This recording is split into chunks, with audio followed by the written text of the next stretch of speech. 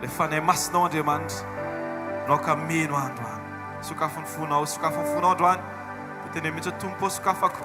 Tahaka ny fanokafana varavarankely vao maraina ny foko Andriamanitra. Eny Jesosy tsy varavarankely akory ary fa varavarambe adanadanako Jesosy. Oka ny fahazavanao sy ny herinao manenika anay rehetra. Ny herinao Tompo no heriko. Ianao mbola mampijoro ahy.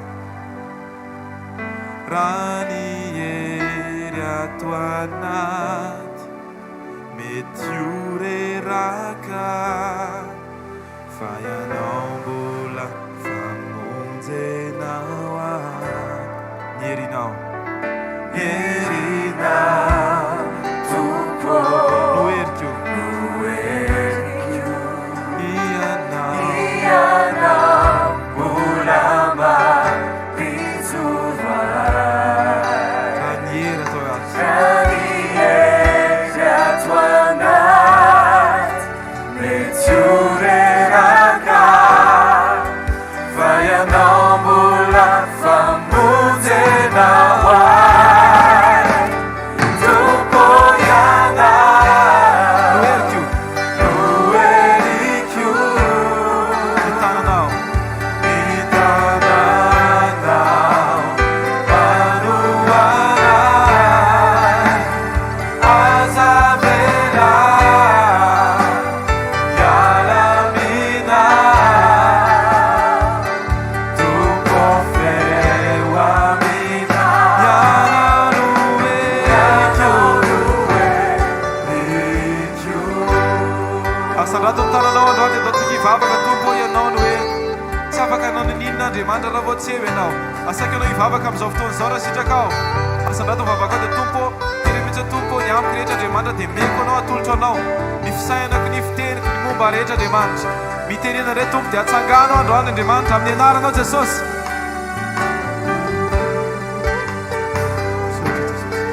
Mba hiaraka antsika herinao Tompo ny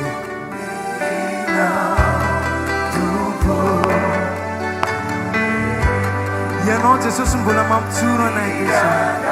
Misaotra Jesosy raha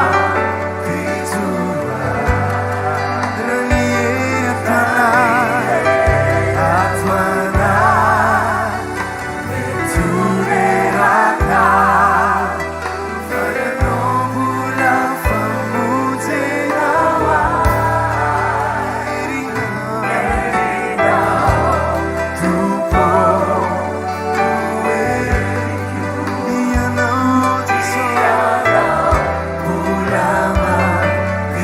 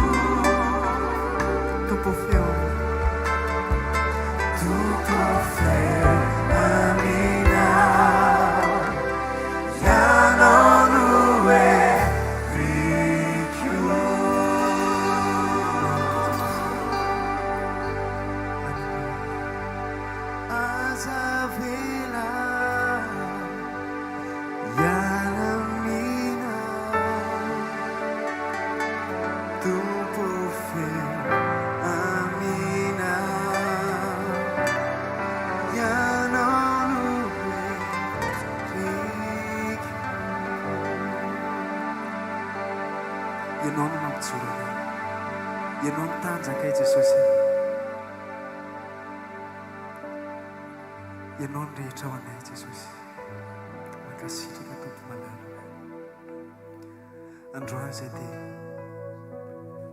mipololotra fataona tao fonay Jesosy, mitenambara fa tianay loatra ianao Jesosy, mamy loatra miaraka aminao amin'ny herinay, amin'ny tenanay manontolo, amin'ny fanahinay mila sahanay androany fa tianay ianao Jesosy. Hijery ianao zay, hibanjina anao zay, satria ianao ilay mpamonjy anay, ianao ilay mpanjaka anay, mpanjaka amin'ny mpanjaka sy tompony tompo. Misandrata Jesosy eto anivo izao fotoana izao androany. Ok, ianao rery no miambonahitra minana Jesosy. Mijery anao aho, tsy atahotra raha eo, mefahitanao, ahita toy ny fijerinao. Mijery anao aho, fianao no mpamonjy, mefahendrenao, hainao zay tokony atao.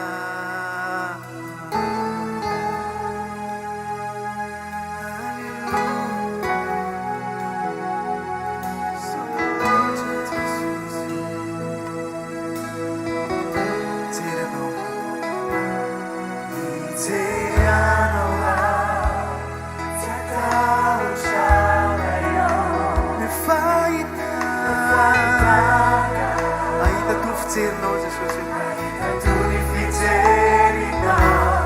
Mijery anao aho, ianao no mpamonjy, mefahendrena zay Jesosy, mefahendrenao, ianao zay tokony atao amin'ny heriko rehetra. Ho tianao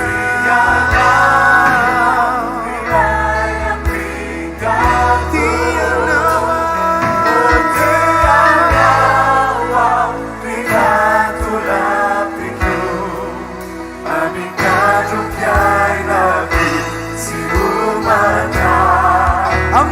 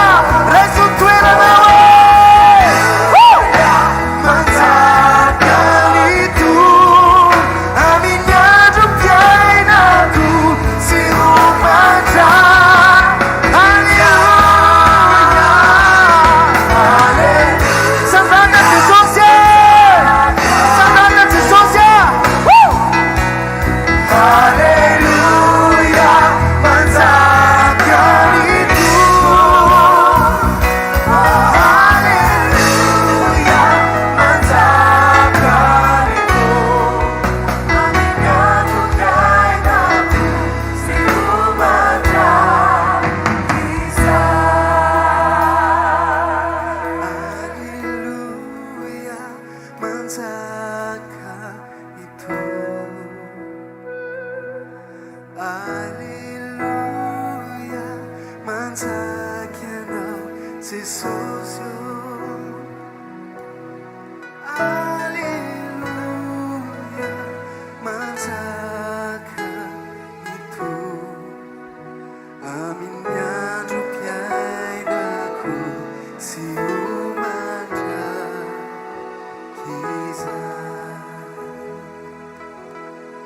Manjaka Jesosy, manjaka tao anaty fonay, manjaka eo amin'ny fiainanay Jesosy. Sokafanay ho anao fonay, meny anao sehatra rehetra Jesosy eo amin'ny fiainanay Tompo. Mankasitraka Jesosy manana. Halleluia. Indratranao izay androany,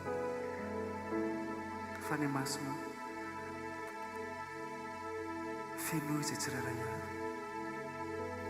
Anjakao momba nay rehetra, ento izay fa ny masonao, tario izay, tario amin'ny lalanao marina Jesosy.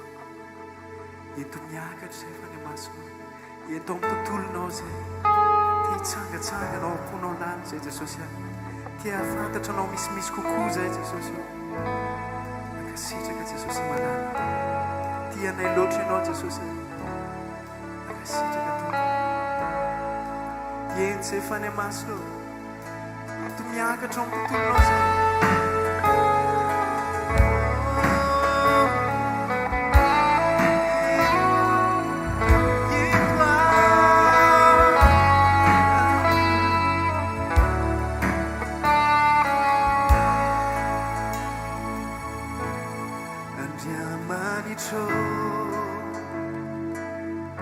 Andriamanitro ianao, mangetaetanao ny fanaiko, maniry anao ny nofoko, indro asandratra tanako, tumitany may zay mitady orana, mihoatra no izay no iandrandrako anao, te hitondra fanatitrao manipofurindray, wanao lay rano vilona, tompony aina sy ny fanahy, oento miakatra sy tony ao aniaminao, fa te ahitanao ao ny atsara.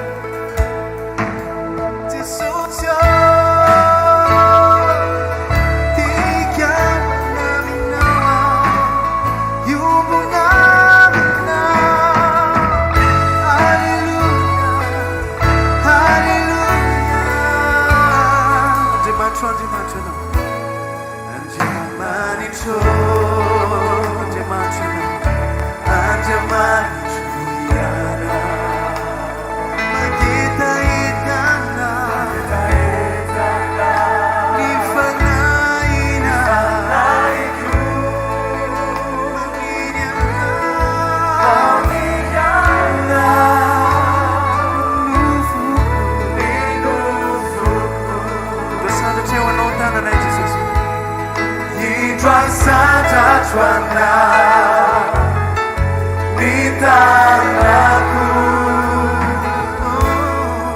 nitani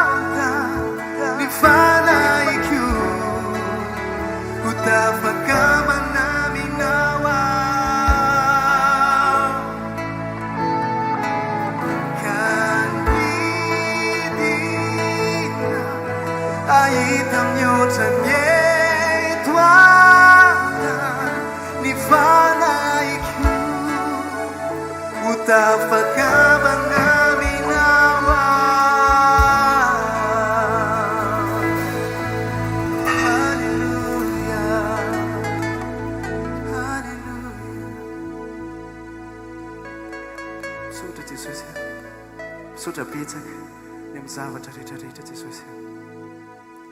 Androany izay Jesosy dia tianambara vao natao fona hoe ianao rery ihany mandrakizay Jesosy malala. Ianao rery ihany mety aminay. Ianao androany, ianao rapitso, ianao mandrakizay. Misaotra Jesosy, ianao Jesosy rery ihany, Jesosy an-tranonao Andriamanitra. Jesosy yani, Jesosy an-trany, tsy ho foana ny fanantenako fa eo ihany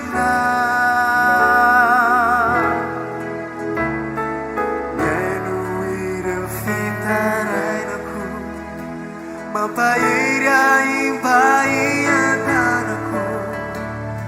Jesosy vatona dieriko.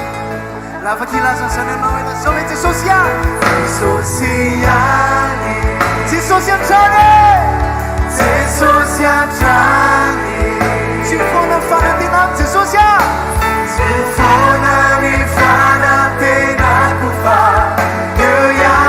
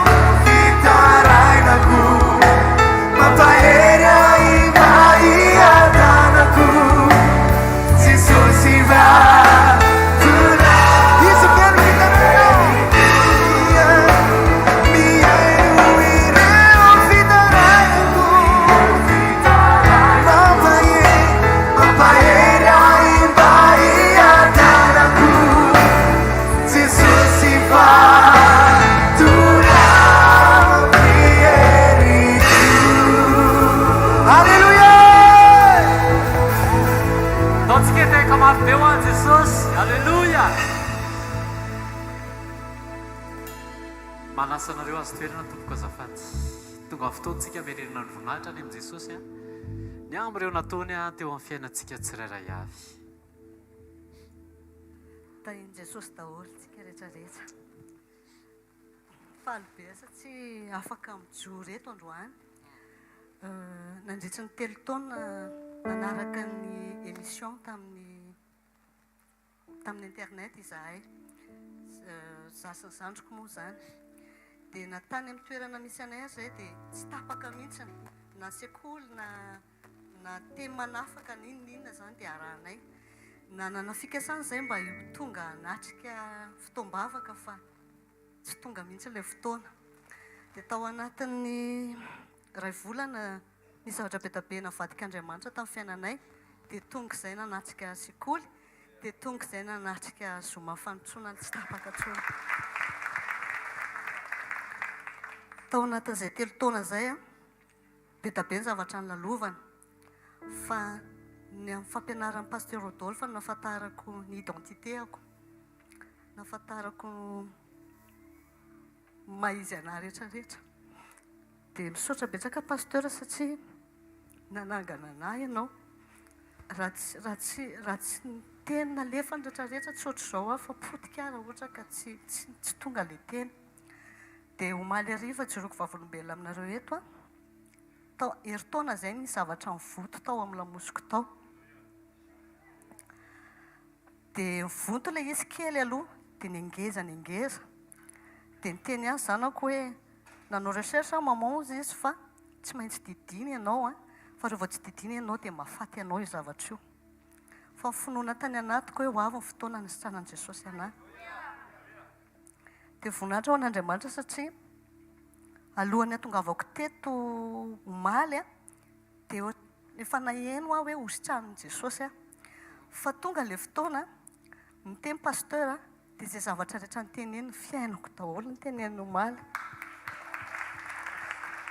Dia mankasitraka indrindra dia mankasitraka ny fisian'ny cellule ohatr'izao koa satria tena manangana. Dia mankasitraka indrindra pasteur, mankasitraka indrindra dia voninahitra ho an'i Jesosy irery ihany. Eo ihany aloha. Ianao ilay nivonto fa nanahoana ilay fivontosana? Ie, tonga tany an-trano omaly dia hoy izy maintsy azandranay ao jerevo. Dia soran'i Jesosy fa efa tsisy intsony ilay izy. Alleluia. Dia herintaona ilay izy no tao amin'ny lamosiko tao. Fa nanomboka tamin'ny janvier ilay izy marary foana. Manavy foana dia reraka tsy afaka miasa. Fa soran'i Jesosy fa tsy marary intsony azy. Ao tsy kitehaka mafy amerina ny voninahitra rehetra ho any Jesosy. Fijoana vavolombelona manaraka. Tahin' Jesosy daholo tsika. Anankiroa ny izoroako vavolombelona eto. Ny anankiray efa tamin'ny 2020 aloha ny anankiray. Tao aoriana kely n'ilay efa afaka nisokatra zany ny hoe fivoriana tamin'ireny tao anaty confinement. Dia nataon'ny pasteur androso teto aloha teto izay marary. Dia nentina mbavaka. Dia izaho nisy androso teo fa nanana aretina hoe sepotra tamin'izay io aretina sepotra io isaky ny fahavaratra no mihetsika be tena tsy zakako. Dia rehefa vita mivavaka dia pasteur sandratra nitondra micro izy dia natondrony taminay zany. Dia izaho zany efa engany hoe tsy aty amiko satria tsy natsapany ninona zany teo hoe afaka sa tsy afaka. Dia nefa taty amiko mihitsy ilay micro. Dia niteny aho tamin'izay hoe azoazo fa tsy sanyteny aho zany hoe tsy sitrana na hoe sitrana. Dia lasa nody dia nandeha teny fotoana. Dia tamin'ny herintaona vao natsapa vao tsikaritra zany hoe zaho efa afaka tamin'ny 2020 fa tamin'ny 2022 ilay izy vao tsikaritra. Dia nafantarako ilay izy hoe afaka tany an-trano naman'neninay izay. Dia nahita fanafody mitovy an'ilay fampiasako mihitsiny teo ambony latabatra ilay naman'neninay. Dia hoy izy mantsy neninay hoe jereneny ohatran'ilay fampiasako. Dia hoe efa tokony hividy tsika satria tao anatin'ny fahavaratra. de ary tamin'ny heritaona ohatra ny tsy mividy dia eno a dia tamin'ny 2020 koa dia ka efa 2 ans zany tsy nampiasa n'le fanafody dia voninahitra ao an' Jesosy rery ihany fa afaka le izy tena tsy miverina tsony mihitsiny dia ny faharoa indray a le omaly a paster ny teny hoe misy mivotony lamosina dia tsy haiko tsara izy paster fa misy ifandraisany amin'ny colonne vertébrale koa le izy dia tamin'izako 21 ans no narary foana zany reraka foana dia tsy hay mihitsy hoe fa maninona dia farany natao radio dia hoe misy bos tady hivoka zany ny droiteko dia misy ifandraisany amin'ny colonne vertébrale ko le izy dia nanao kiné fa tsy afaka le izy satria hoe 21 ans zany a efa hoe mitsahatra zany ny fitombony ny taolana sy ohatr'izany dia hoe tsy sitrana tsony io fa hoe atao fotsiny zany le kiné hoe hitazomana lizy hoe tsy voto be sa tsy haiko izay tena dikan'le kiné zany dia omaly amin'izay paster ny teny hoe misy oleto hoe hositrana ho teny Jesosy hoe hositranina dia nijereko le izy tany an-trano satria somary hita kely ny droiteko zany hoe par rapport amin'ny gauche mivokoka kely dia nasaiko nijery le namako evy mibetsaka mihitsy dia mijery amin'ny fitaratra mirirana ohatr'izao dia efa tsy haiko tsony ny gauche ny droite hoe droite ve ty sa gauche fa ohatrany mitovy dia voninahitra ho an'i Jesosy rery ihany. Alleloia, dao tsika hitsangana tena lehibe ny Andriamanitra ao. Ho avy ny fotoana misy zavatra izay nangatanao tamin'i Jesosy foana isan'andro dia efa adinonao le izy dia efa ataony Jesosy eo amin'ny fiainanao le izy fa tsy tonga saina ianao hoe hoay zaka efa dia izay Jesosy izay na mivonto heritaona na mivonto 12 taona na maty teony eo na maty efarana na maty efa ela be vitan'i Jesosy mamerina amin'izany amin'ny loany. Lehibe ny Andriamanitra ao, tena lehibe loatra ny Andriamanitra ao. Asandrato ny tanantsika dia ndaontsika merina voninahitra any amin'i Jesosy. Jesosy ndreto izay menkoky atao natrehanao mamerina ny voninahitra rehetra any aminao. Ianao rery any ny ao ambadika izany Jesosy. Misaotra Jesosy fa eto amin'ny toerana tsara izay, eto amin'ny toerana mety izay Jesosy. Misaotra Jesosy mankasitraka ny amin'ireo zavatra ataonao eo amin'ny fiainanay tsirairay avy, ny eo amin'ny fiainam-panahinay, fananganana ny fiainam-panahinay, fampihorenana ny fiainam-panahinay, famerenanay amin'ny loany Jesosy. Misaotra ny amin'ireo endrim-pahagagana ataonao eto amin'ny fahasalamana ho porofon'ny fisianao ihany zany Jesosy. Androany Jesosy dia misandrata aoka ianao irery ihany nomena voninahitra. Misandrata Jesosy tsy ampy ny teny sy ny fisaorana ankasitrahana ianao fa avy any anatin'ny fona ihany Jesosy. Raiso feno ny dera sy ny laza ary ny voninahitra mandrakizay. Amen. Andao tsika hitehaka mafy ho an'i Jesosy dia mahazo toerana tompoko azafady. Alleluia. Manonona ny fiadanan'i Jesosy Kristy tompo ao amintsika tsirairay avy. Amen. Wow. Izy mifaly fa tonga eto an-trano androany dia ahafantarana mafy an'Andriamanitra. Itodio kely leo ankavianao dia lazao izy hoe miasa Andriamanitra hoe. Ary hitanao ve ny eo ankavananao dia lazao koa izy hoe tsy miovy izy, omaly, anio ary mandrakizay. Amen. Hitanao le vavolombelona teo, renao ve le fitiavana, tsapanao ve le famindrapony, ary tena hitanao mihitsy ve zany hoe famangim-panotrona an'Andriamanitra zany. Fa na dia roa taona ny ainana ary izy tsy natsapa intsony hoe ay efa tsy nividy fanafody. Fa androany Jesosy dia laza amiko sy aminao koa hoe raha mbola velona koa dia mbola misy antenay. Raha mbola velona koa ianao dia mbola misy antenay. Amen. Miasa Andriamanitra ary manompo Andriamanitra velona zasy ianao. Ary izy ilay mbola tsy miova hatr'izay ary mandrak'izay. Ino iny izy voasoratra ao amin'ny Jeremia 32:27 tsy haiko manko izy izay nao hoe izao ne za sisa androany dia mba tonga fa ozy ny voasoratra hoe indro izaho no Jehova Andriamanitry ny nofo rehetra mo misy zava-mahagaga zay tsy haiko va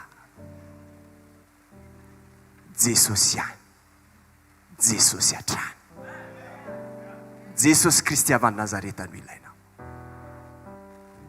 Hoy koa ny voasoratra ao am-pitoriteny 5 fantatrao loatra andininy 4 tapany amana hoe fa zay rehetra isan'ny velona dia mbola antenaina.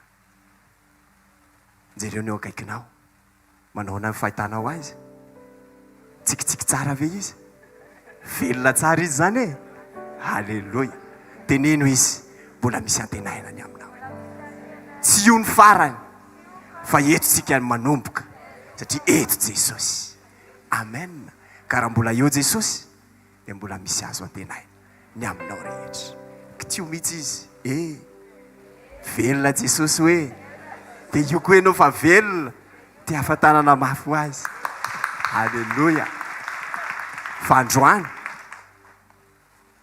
azoko antoka fa efa namonjy fanasana ianao mihoatra lavitra n'izay mety ho endrika fanasana mety efa natrehanao ny antsony Jesosy ianao androany matotonga eto amin'ity toeranyity zasy ianao androany mananjavatra ho asy ho anao izy tsy jerijery asy ianao fotsiny izy raha tonga eto ianao fa hita sy dinidiniany manontolo ny atilalo ny fotsika fantany amin'ny antsipiriany eny fa na dia nisan'ny volontsika azy izy ka androany raha mety ozy io zay na hoe pasteur efa ely zay eny efa ely zay fa tiany tsarovy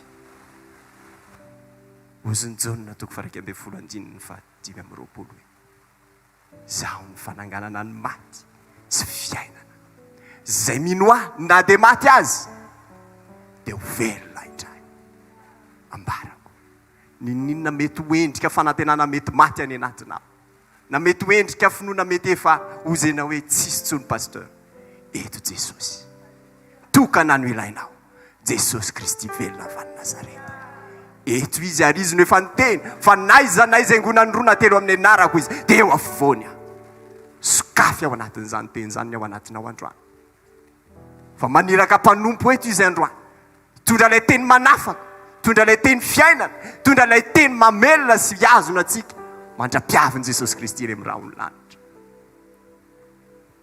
sokafiny ao anatinao fa izy ilay teny tany amin'ny voalohany tonga nofo nanetry teny mba iombona amiko sy aminao satria tiany loatra ianao izy ilay fitiavana ary izy rehefa ty dia tia mandrakizay ary tiany azy izy ka izany indrindra nanetreny tena ho tonga mofo eo ambony latabatra androany ho anao soa satria tiany loatra ny ompiainana aminao maminy ianao tiany ianao tsy tiany ho very ianao satria asany tanany ianao ary mihoatra zany endriny nanomboarany asa ianao tiany iseho amin'izany endrika mahendrika Andriamanitra azy zany zasy ianao dia manaiky izy manetry teny izy ho tonga ambony latabatra androany mba hananantsika fiombonana hananantsika firaisam-piainana aminy satria izy hoe nofoko ny tena fihinana ary ny rako ny tena fisotro ka androany ndahotsika tena hoe andiniky ny amintsika manontolo atraiza ny fiombonantsika aminy fa mandraka androany izy dia mbola miaritra ary hiaritra mandrakizay ny amiko sy ny aminao satria tsy misy tiany ho verina dia ray azy ho avy izy andray ny azy izy fa manao hoana ny fiomananao rehefa andeha hamonjy fanasana ilay eritreretinao tena goavana fa misy fanasana goavana mihoatra n'izay goavana dia ilay fanasana ratra izay eo latabatry ny tompo fotoana androany mbola tsy tary ianao tena mety ty androany ty raha ozena hoe ndeha ho avy a iombona amin'izany fanasana zany fa mialohan'izay andefa ny teniny izy mba hanafaka sy hanasitrana anangana ary amelona ilay fanantenana ao anatinao tsangana amin'ny toerana misy anao ankehitriny omano ny fonao fa ho avy ilay teny androany enina dia teny tokana monja azy no renesinao fa hoy izy hoe tamin'ny Adama rehefa niala tao anatin'ilay fanatrehan'Andriamanitra izy dia noho ny fitiavany dia mbola niantsoantso ihany izy hoe Adama aiza moa ianao androany nandriza niantso zany koa ianao dia tonga eto amin'ity toeranyity androany ka raha tonga eto ianao hiteny aminao ny tompo satria efa maniraka mpanompo izy nametrahany ny teniny ao anatiny satria Andriamanitra rehefa hanao zavatra eo amin'ny fiainantsika dia tsara fa tsy maintsy miteny ampaminany mpanompo mialoha izy sokafiny ao anatinao dia derao ny tompo ankalazao ny anarana misaora azy raha io mankasitraka anao zay fa tianay loatra ianao tsy takatry ny sainay ny fitondranao sy ny fombanao ny fiainany tsirairay avy misaotra ny amin'ny vavolombelona maro loko Jesosy fa manam-pirofo isam-potoana ianao fa velona ianao ary miasa mandraka androany ary dia porofonao tokoa fa manompo Andriamanitra velona izay ankatriny Jesosy andreny teninao zay lay teny fiainana lay teny manafaka lay teny manangana lay teny tahiry anay mandra-piavinao Jesosy Kristy eny amin'ny raolona sokafiny ao anatinay andraisanay lay teny ary ny fonay ho tonga tanononaka andriny ny teninao ho voninahitry ny anaranao mankasitraka indrindra Jesosy ary amin'ny anaranao rery anay velona masina manankiry Nazareta nanandratanay izany vavaka izany amen amin'ny ahafantanana mafy ianao voninahitra Andriamanitra andraisantsika ny mpanompon'Andriamanitra hitondra ny hafatra aleloia tiaka mafy tsika ho an'i Jesosy tiaka mafy be ho an'i Jesosy mendrika ho azy ny voninahitra renao ny vavolombelona teo mahatoky Andriamanitra rehefa misy etaetany anatinao dia manokatra lalan'Andriamanitra atateraka an'izay etaety izay ary zay tsy vita rehefa entiny eo amin'i Jesosy dia vita amen avy fontananao dia asio fisaorana indray ny fotoana maraina ho fitohizan'ireo fanomanantsika ampanany araka tamin'ny fiankofana sy ny tonokiram-panahy misaotranao zay ray amin'ny anaran'i Jesosy ankasitrahanay ny fotoana maraina nairanao anay fa ny fanantenana dia ao aminao ary ny fanantenana dia enao misaotrany amin'ity maraim-baovao ity izay amaranana ny herinandro ndreto izay mitondra ny fisaorana sy ny fankasitrahana tamin'izay efa nampahitanao anay vidiny ny herinandro dia tonga izay mamerina izany mamerina ny voninahitra ho anao rery ihany satria ny herinandro tanteraka sy ny herinandro vita dia noho ny amin'ny sitraponao noho ny amin'ny programanao sy ny planina avy aminao misaotra ny amin'reto zanaka ao tsiraray avy izay tonga eto izay inonay fa manomana ny tsara ianao avy amin'ny teny anangananao an'izay reraka anasitrananao an'izay marary anamboaranao an'izay potika ary amerenanao amin'ny loany izay rava eny amerenanao ihany koa an'izay very tsaroviny tsiraray avy izay tonga eto androany mba tsy hisy diso anjara amin'ny teny amin'ny fahamarinana sy amin'ny fiainana anambaratra any zay Jesosy fa raha manomana ny tsara indrindra ianao alohan'ny fiafaran'ity taon'ity hitondra anay ianao amangy anay ianao dia mbola any anatinay ihany no nambaranay fa le miaraka aminao mihitsy no mahafinaritra anay le miaraka aminao mihitsy no mampahazo aina anay araka ny teny napetraka teny ambava-mpanomponao omaly fa tsy vokatra le izy tsy le miracle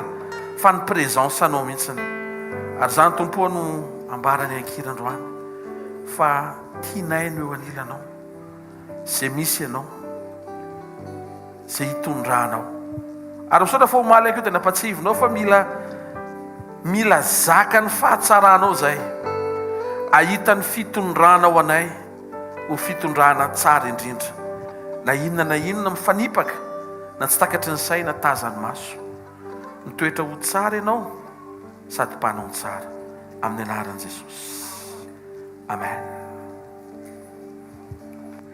tiako ny ho eo anilanao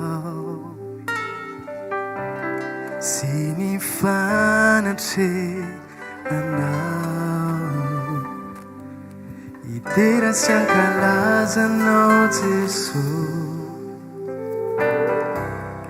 tao miao anilanao tiako ny ho anilanao tiako ny ho eo anilanao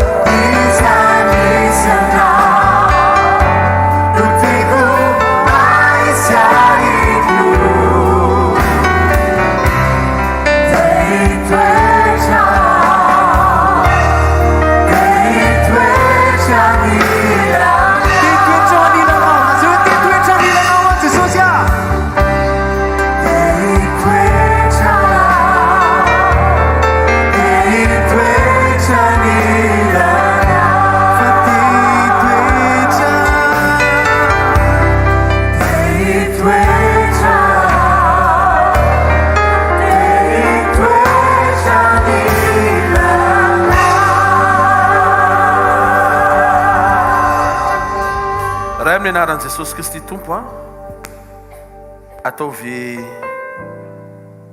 zaka ny fahamarinany teny indray zay androany a atsapa ny asaribidiny fanatrehanao miaraka aminay sy atao anatinay izaniza tonga eto a manan-javatra hoentiny eo aminao izy na fisasarana zany a na vesatra aoka ho voarainy ny fitsarana avy aminao a aoka ho hitany za fitsarana zany a aoraka ho tafiditra amin'izany fitsarana zany izy ny fifantohanay tompo dia aminao a aoka ho fivoriana tena atretrika amin'ny fanahinay ny fivoriana androany satria eto amin'ny fanatrehanao zay amin'ny anaran'i Jesosy Kristy avy Nazareta amen. Teka mafy be tsika ho an'i Jesosy a maza ho toerana vetivety ary a sotran'i Jesosy atrantsika mbola afaka manantona azy a tahaka ny androany maraina amin'ny etaeta teny a sy fahamarinana ary a isaorana ny tompo anko ny fanendren'ny mpanompon'Andriamanitra atsika afaka hitondra ny teny a amin'izay mety fomba fampiasan'Andriamanitra mba afaka hitombotsika tsiraray avy a ao anatin'ny fiarahana sy fanamponan'i Jesosy. Tena kekinao a tonga soa eto fanatren'Andriamanitra hoe misy fanantenana ho anao hoe eo amin'ny fanatrehan'Andriamanitra. Anio manokana antsika dia hijery a loha hevitra anankiray a izay nomeny tompo a nampitondraina ny lohateny hoe tsy mba diso tany kanana. Afaka mierina zay raka amiko ve ianao isa roa telo tsy mba diso tany kanana. Misy olona zany diso ny tany kanana ary misy olona tsy diso ny tany kanana. Ary ny ao am-pon'Andriamanitra dia ny rehetra izay manatrika eto a tsy ho diso a ny tany kanana zasy ianao. Amen na? Alohan'ny resahako momba ny tany kanana dia tiako ianao hiomana fa misy endrika telo a isehoany izay a tany kanana izay. Ny endrika voalohany a le fanirianao satria ny zanak'Israely rehefa nampanantenain'Andriamanitra tany kanana dia toerana tsy manam-paharoa tsy misy itovizany tamin'ilay toerana izay niaina ny fampahoriana fon'izy ireo tao anaty fanandevozana. Zany hoe karazam-piainana na karazana tontolo sy environnement tsy mitovy mihitsy amin'le fotoana fampahoriana le tany Kanana. Ohatra, andevo zareo tany Egypta fa ny tany Kanana zareo libra. Any Egypta concombre sy tongolo no hanina, tsy ho azy tian'izany dia tahiny tompo ianao fa hany tany Kanana tondra-dronono sy tantely miaraka amin'ny vokatry ny tany amin'ny fahafenoana no manin'Andriamanitra. Any Egypta mipetraka ao amina trano izay ampindraminy Egyptianina fa tsy andro zareo, fa any amin'ny tany Kanana tanàna sy trano tena azo reo. Zay le endrika anankiray, zany hoe Andriamanitra afaka hamindra toerana anao ho any amin'ilay anjara tany Kanana araka le nampanantenainy, le mba nofinofinao, le mba nirianao, le mba efa ela neritreretinao iny hoe mba ho avy kosa amin'ny fotoana. Zay le tany Kanana endrika voalohany azo fitehaka ho an'ny tompo. Tena ho tonga any ianao. Kanefa omaly Andriamanitra nampatsiaro fa tsy Kanana le izy fa présence aloha. Ary zay mahatonga antsika miditra amin'ilay faharoa, satria ny tany Kanana amin'ny endrika faharoa, rehefa tonga Jesosy dia centré ao amin'ny Jesosy daholo ny toerana rehetra resahan'ny Baiboly. Ary tafiditra ao anatin'izay ny tany Kanana. Dikan'izay, anisan'ny tany Kanana tokony nofinofisinao hidirana ao amin'ny Kristy. Tiaka mafy ny tompo aloha ilay faharoa ary dia eo amin'izay tsika ilay hianatra androany. Satria raha tsy tonga fanirianao Kristy ho toy ny tany Kanana dia baraingo le tany Kanana mendrika fahatelo ao an-tranony ray ao amin'ny mandrakizay ao amin'le lanitra voavoatra le tsy misy ifandraisany amin'ity tany ity. Le tany Kanana voalohany zany eto tany ihany le izy fa tsara lavitra. Le tany Kanana faharoa tsy amin'ny tontolo hita maso fa ao amin'ny Kristy. Ary le tany Kanana fahatelo ny tena marina zany tsy tany Kanana le izy fa lanitra Kanana, satria tsy eto ambony tany le izy fa any an-danitra. Tsy afaka isafidy ianao hoe ny le voalohany ihany pastera fa le faharoa sy fahatelo andeha hody aloha reo avy eo. Ho vomafy ianao satria raha ambinina amin'le tany Kanana voalohany ianao fa tsy ambinina ny fiainam-panahinao amin'le tany Kanana faharoa dia tsy tafiditra ianao amin'le tany Kanana fahatelo. Dikan'izay mety mahazo ny zavatra rehetra ianao fa atahorana ho very ny ainao. Aleo aza tsy manana ninninina ohatran'ny Jaona mpanao batisa. Tsy mba ny akanjo tsara izy, volondrameva, ceinture cuir, ny zavatra nohaniny ary tantely remby sy valala. Ary rehefa nitazana ny olona dia tsisy mirakla anaray teo amin'ny fiainam-panompony Jaona. Dikan'izay ho an'ilay olona be dia be miteny hoe tsisy mirakla angao aminareo, tsisy Andriamanitra zany eo aminareo. Raha nijereny Jaona izy zany dia tsisy Andriamanitra eo aminao. Nefa Andriamanitra tonga nofo miteny hoe io ny lehibe indrindra. Fa le miteny iny tsisy ilana azy iny. Io le ohatry ny mezana io ny lehibe indrindra. Dikan'izay, aleo azo antoka fa tsara fiombonana amin'i Jesosy ianao. Mba ho enao mihitsy nefa miainao amin'le tany Kanana ao amin'ny Kristy. Ary le fahatelo rehefa tafatetro amin'ny Kristy ianao dia azo antoka fa afaka hiaina sy sitraka ny mandrakizay. Amen. Tsika ijery zavatra tenen'Andriamanitra amin'ny Genesis 17:8. Sokafo ny Baibolitsika, Genesis 17:15 naran'i Jesosy ary omeko anao sy ny taranakao ary any aorianao. Ary omeko anao sy ny taranakao any aorianao ny tany fivahiniananao, dia ny tany Kanana rehetra ho fananana mandrakizay ary ho andriamaniny aho. I Abrahama nandray an'io teny io voalohany, ary Andriamanitra rehefa miteny ray mandeha dia tsy maintsy mitrangy ny teniny iny. Exodus 7:17 tany amin'ny Mosesy Andriamanitra no nahatanteraka an'le teny amin'ny fanairana ny olona amin'izay efa niteneniny tamin'ny Abrahama naran'i Jesosy. Ary hoy izao, hitondra anareo hiakatra ho afaka amin'ny fahoriana ty Egypta, ho any amin'ny tany Kananita sy ny Etita sy ny Amonita sy ny Perizita sy ny Hivita ary ny Jebosita, ho any amin'izay tany tondra-dronono sy tantely. Ny fampanantenana nomen'Andriamanitra ny Abrahama dia no hamafisiny tamin'ny Mosesy génération 9 aty aoriany, taranaka fahavalo. satria Abrahama, Isaka, Jakoba, Josefa efatra izay nanomboka teo mbola nisy 700 taona, nisy efatra manaraka izany hoe tany amin'ny 8e génération Andriamanitra vao naneo amin'izay le fampanantenany hanome ny tany Kanana. Dia Deutéronome atoko fahavalo andiny fafito ka hatramin'ny andiny fasivy naran Jesosy fa Jehovah Andriamanitra efa ampiditra anao any amin'ny tany soa, tany misy renirano sy loharano, rano lalina any amin'ny lohasasy ny tendrombohitra, tany misy varitritika, vary ordiavy, voaloboka, aviavy, apongaben-danitra, tany misy azo oliva sy tantely, tany izay hinananao hanina amin'ny fananaram-po sady tsy hanan-java-mahory akory eo ianao, tany misy vino vato ao aminy ary eo amin'ny tendrombohiny miadinao varahana. Raha hijanona eo amin'ilay tany Kanana voalohany dia ahery ianao. Satria miteny Andriamanitra fa possible afaka hiovany zavatra rehetra momba ny fiainanao ary misy zavatra tsara lavitra no le iainanao androany. Zay le tany Kanana tahaka an'izay na mangina Andriamanitra ny Abrahama sy ny taranany. Matona so eo tamin'ny olona anankiray sy ny taranany ampaherezana anao aty aoriana le izy. Fa raha hijanona eo tsika efa tsy resaka amin'ny fifandraisan'izay amin'ny Jesosy dia zay le hoe fivoriana misy voninahitra fahombiazana vavolombelona fahagagana fa miafarany fahafatesana.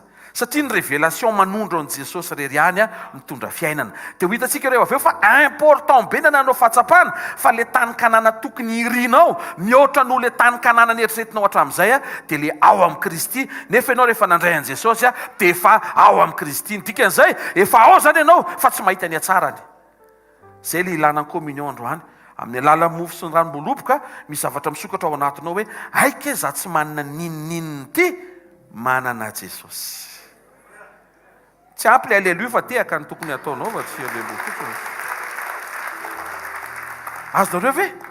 Ianao manana an' Jesosy io kay manan-javatra be dia be ohatran'le nitenen'Andriamanitra hoe le tany Kanana reto daholo ny velarin'Andriamanitra ny katalogina fahafenoana reto miandry any izay tsy misy tany amin'ny toerana nisy ianao taloha. Raha toriany Kanana dia tafiditra any ianao fa maty any ianao. Fa raha toriany Jesosy dia velona ianao. Ka androany Jesosy no torinay, toriko moa zany satria zakainy eto kay, toriko. Ary Jesosy no ilainao fa tsy tany Kanana. Nefa tsy maintsy horesahana zany satria rehefa tena tafafantoka amin'ny Jesosy ianao, le Kanana nomanina tsy maintsy hidirana matona sy ny resaka.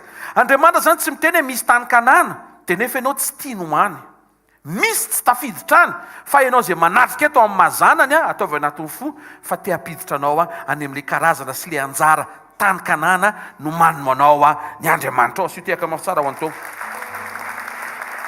Mazava ane zany ahoana ary zany no tonga ho tafiditra ny tany Kanana. Aza misaina an'izay fa ataovy izay mahatonga anao atsapa fa Kanana fahafenoana ho anao Kristy izay hitoeranao. Zay aloha himasona fa raha vao ao ianao nitretrika misokatra ho azy ny zavatra rehetra atateraka le tany Kanana izay tenenin'Andriamanitra foana io ary tena misy io. Tena kaikinao tsy resaka io hoe tena misy io hoe na tsy fantatrao aza hoe na mbola tsy hitanao aza hoe. Hoe nampalahelo kely zany tenenin'Andriamanitra tamin'ny Moïse rehefa le tsy maintsy nisaraka izy mianaka satria nisy erreur natao Moïse toy Andriamanitra hoe tsy miditra any ianao. Dia zao nataon'Andriamanitra miakarina tendrombohitra anie dia rehefa tonga tao dia zao nitenenin'Andriamanitra hoe jereo ozy izy io le tany Kanana niteneniko taminao. Ohatra ny teten'Andriamanitra hoe le niteneniko hatramin'izay anie io hoe tena nisy anie izy fa ianao tsy nahay niaraka tamiko dia tsy maintsy mijanona ty ianao fa josoasiny ambiny rehetra mba ampidiriko. Fa le niteneniko tsy hitanao misy fa mba inoy. Aza isan'izay tsy mino. Tiako ianao hamaly ny fanontaniana ny anatinao hoe possible ve raha mba dia zay toy ny apetraka ao fa ozy hoe possible ny falina. Averiko.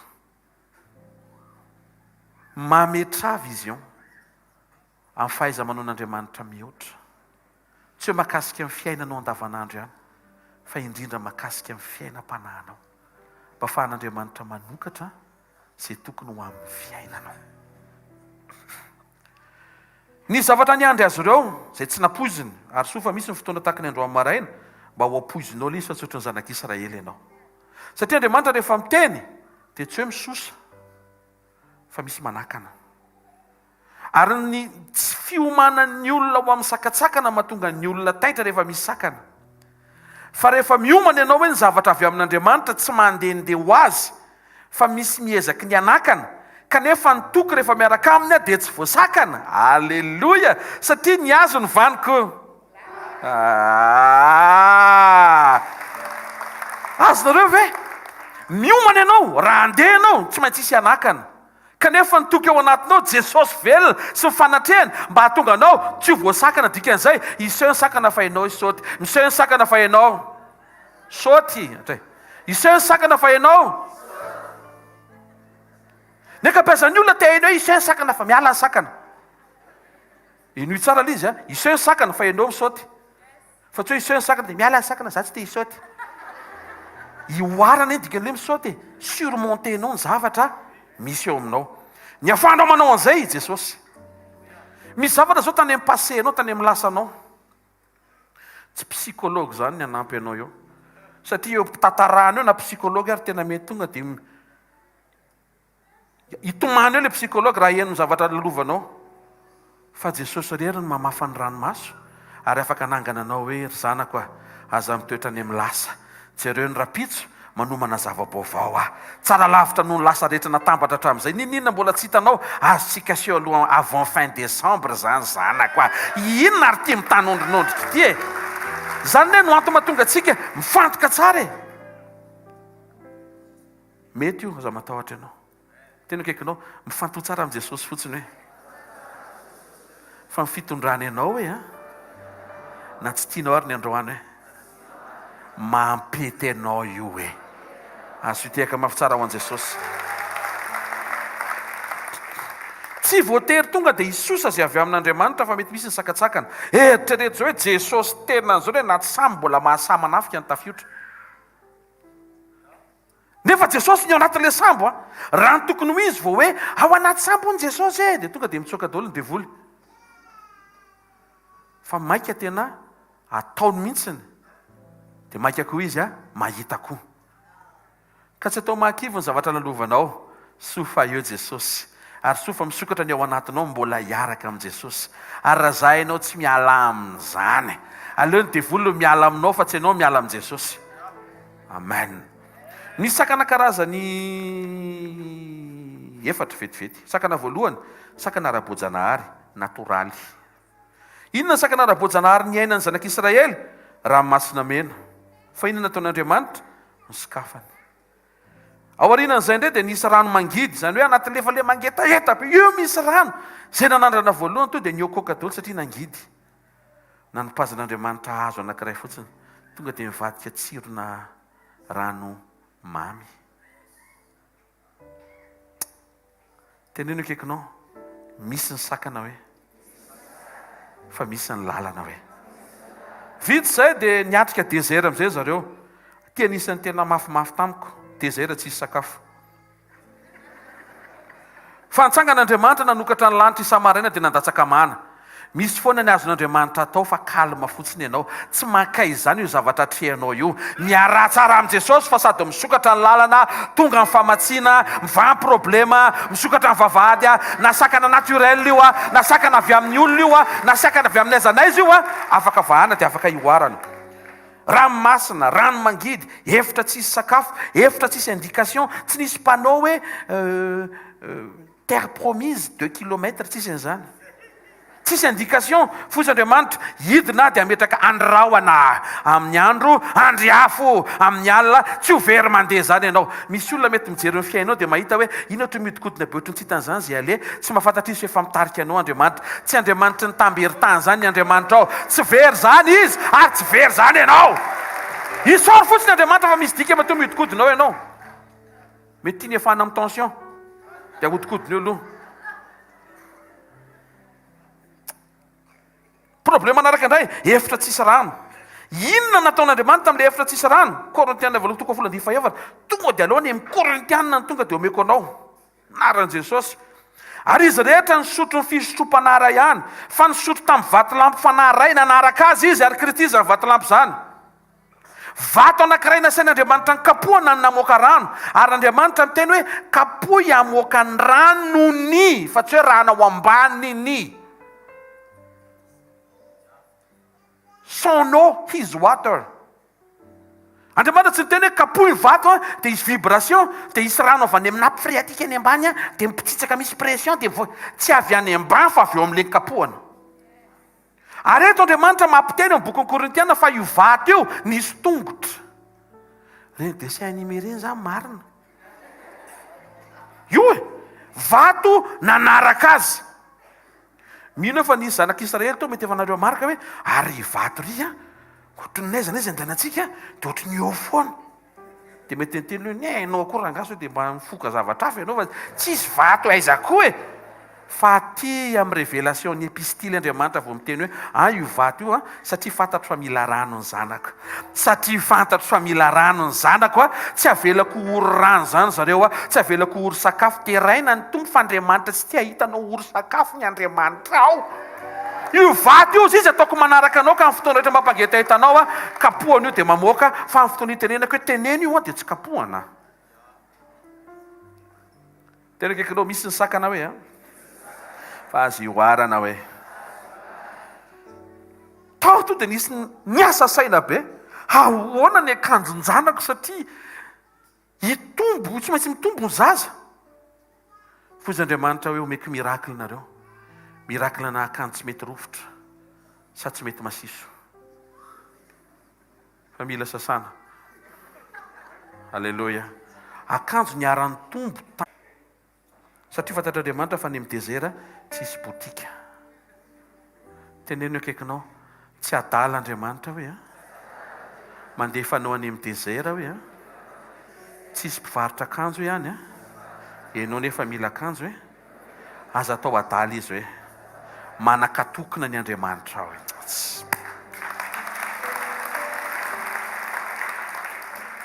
Avy eo rehefa hiampitany hiditra ny tany kanana zareo dia mbola nisy on'ny Jordana to dia nibloken'Andriamanitra ataon'Andriamanitra barazy teraka ny sain'ny olona hoe azo ajanona zany ny rano dia azafady tia jirama. Sakana avy amin'ny olona le teo sakana ara-boajanahary reto sakana avy amin'ny olona tonga avy any ny Amalekita izay voalaza fa razambe mpanendaka. Eno zareo nahazo volamena be zanak'Israely dia inona andeha ho ataony aka ny fananan'olona fotsiny. Fozy Andriamanitra hoe asan-draty fotsiny. Zay neny mahatonga le hitanao lefa raha mareo marika ianao raha mpanaraka ny tiraka ty ianao vao tonga mionetsika mbola tsisy bonjour akory avaovao ny tananao. Tsy marina ve zany? Raha misy ny zavatra anankiroa mahazatra ny hvkl dia fa ozy efa misy efa tady anao sady hitako e réflexe zany. Dia le faharoa indray a avaovao ny tanana tonga dia iny zany ny antony vao nasandratry Moïse ny tanany a tonga dia resy ny Amalekita. Avy amin'ny olona Siona Sioga mpanjaka avy amin'ny Moaba Sesao any arina moa afaka atao dia resako eto ny fomba nampandresen'Andriamanitra azy ireo ozy izy Andriamanitra hoe tsy amin'ny sabatra tsy amin'ny tsipika ozy izy fa fanenitra ozy izy no irahako frelon. Amin'izay fotoana izay raha misitrika any naty lavaka zoitsoitanareo reo miaramilan'ny i Siona Sioga ireo dia ny frelonko ny tafiditra any hanindrina azy ahatonga azy ireo voantazo any ka tsisy farmaseny amin'ny désert. Indray tsika nefa ohatry ny te hiatrika zany hafa mihitsy le za mihitsy mamely ny fahavalo. Andriamanitra nefa te hanamora ny fiainanao. Ianao manandratarina fotsiny a Andriamanitra maniraka an'izay tia ny irahana ianao tafavoaka ianao mpandresy. Rindrombe ny Jeriko ane ka olona nanangana azy tanaty ikika fotsiny tonga dia nintsana. Ireo izay nanohatra ny Mosesy sy Josua avy tao anatiny sakana avy amin'ny olombelona interne io fa vitan'Andriamanitra no nyregle an'izany. Ny kananita ihany koa izay niandry tany tany kanana izay olona fa tsy olona kely fa olona vaventy a dia nomen'Andriamanitra ny fandresena. Sakana fahatelo a sakana ara-panahy. Mila enonao tsara izy fa draindray mantsy any amin'ilay hoe sakana ara-boajanahary ny avy ny orana tsy izay fotsiny ka misy zavatra fa be dehibe ao. Sakana ara-panahy Exode 12:12 ozy Andriamanitra ny Andriamanitra ny Egiptiana dia ho tsaraiko. Zany hoe le Andriamanitra ny tompon'ny Egiptiana zany dia niazona ny zanak'Israely tao anaty fanandevozana.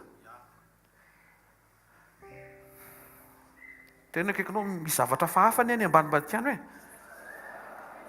tsy anjaranao no misaina le hafahafa any ambadika hoe fa mila fantatrao ny fisian'izany hoe zay no mahatonga antsika tsy tokony manao compromis na manao négociation amin'ny devolo mihitsiny. Andriamanitra tompoina manetreteny eo ambany tana maherin'Andriamanitra. Amen. Exode 14:30 ndray rehefa niseho ny vavolombelona teo amin'ny ranomasina mena toy izy Andriamanitra hoe zany namonjeny Jehovah ny Israely tamin'izany andro zany mba tsy ho azo ny tanany Egyptianina. Samy hafa ny Andriamanitra ny Egyptianina ny tanany Egyptianina. Ao amin'ny Joshua 4:5 mifandatsany Egypta. Misy zavatra be dehibe mifamaofao zany ao ambadiky le Andriamanitra miteny iny fa ninona mitranga eo na fandatsana na fanenjehana na devoly ninona toy izy Andriamanitra hoe miaraka tsara fotsiny tsika fa ny anaran'ireny tsy ambinina. Amen. Niala avy any ndray Balama tonga de ny asany mpaminany mpanozona. Ary lafo be mihitsy ny ozona avy amin'ny oranga io vidiana lafo any amin'ny $200-300 any. Fa vao tonga teo izy Andriamanitra tena no miteny hoe mamoany ozona anankiray eo fa ataoko amboariko eo ranga ohatrohatr'izay le izy. Ozy Andriamanitra hoe tsy azonao ozonina ireo fa zany efa mitsodrano azy ireo. Zareo any any amin'izay tsy takatry ny délivrance ary tamin'izany koa mbola tsisy délivrance raha teo. Any amin'izay tsy vitany couverture ny vavaky Moïse no mijoro Andriamanitra miteny amin'le raha tsy fanahy hoe tsy mahazo manozona fa tonga dia miverina aminao io. Ary ny problème interne tao amin'ny zanak'Israely dia nanangana sary omby volamena izy ireo mba hialokalofan'ny devoly. Fa nitongavany Mosesy avy any ambony tendrombohitra. Ainareo natao Mosesy? Ainareo natao Mosesy? Potipoteny le ino ty? Le omby volamena, ny totony, natao tanaty rano, dia niterena zanak'Israely sotroy ozy izy. Azonareo ve le izy? Zany karazana sakan'izany dia afaka nioarana. Nisy sakana faefatra izay avy amin'Andriamanitra. Ary zay mahatonga antsika mila manongila tsofana. Ozy Andriamanitra amin'ny numéro 14:33-34 amin'anaran'i Jesosy. Ny zanakareo irenireny toy ny mpiandriondra tian'hevitra 7 taona ka hiara amin'ny valiny fitsangatsanganareo mandrapahafatinareo rehetra tian'hevitra. Araka nisan'ny andro 7 izay nisafonareo ny tany ka ny andro izay hosoloana taona ray no hitondranareo ny elokareo 7 taona ka dia ho fantatrareo ny fahafoizako anareo. Décision an'Andriamanitra no niteny tamin'ny zanak'Israely hoe nahafoy anareo tanatin'le 7 andro na nirako nareo izany tany. Ohatry ny ahoana ny tany kanana dia andro anankiray hosoloantsika taona anankiray 7 taona nareo hivezivezy eto anefitra. Raha tokony eo amin'ny tsy haiko na 11 na 31 jours teo ny entre ny Egypte sy tany kanana lasa 40 ans. Tena akaikinao azo réglena daholo zany hoe. Avy reny azo vahana daholo zany hoe. Ndao tsika resaka an'le voalazako tamin'le faharoa teo hoe io tany kanana voalazan'ny Baiboly eo amin'ny testamenta taloha io dia endriky ny fampanantenana sy nofinofo tokony irian'ny kristianina izay efa vonona miandry aseho ary tsy hoe miandry aseho akory fa miandry iainana.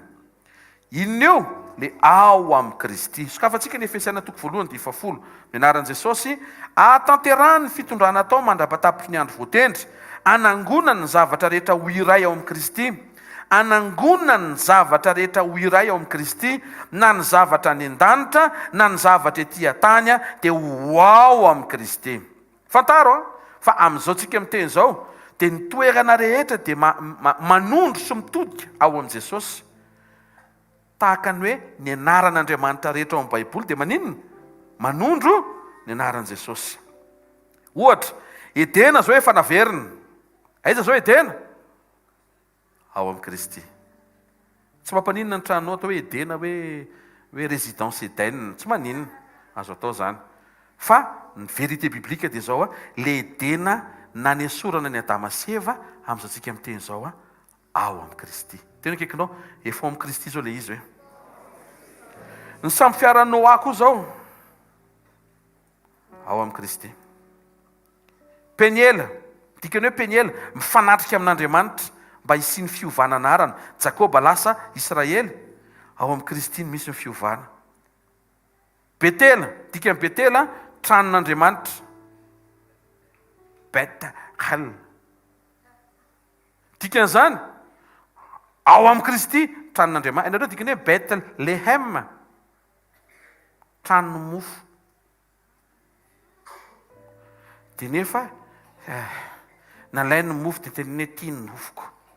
Amin'izao tsika miteny izao ao amin'ny Kristy koa io Betlehem io. Kanana, toerana kanana koa dia tafiditra ao anatiny. Baiboly dia manambara fa tany nampanantenaina ny fiantsoana kanana terre promise.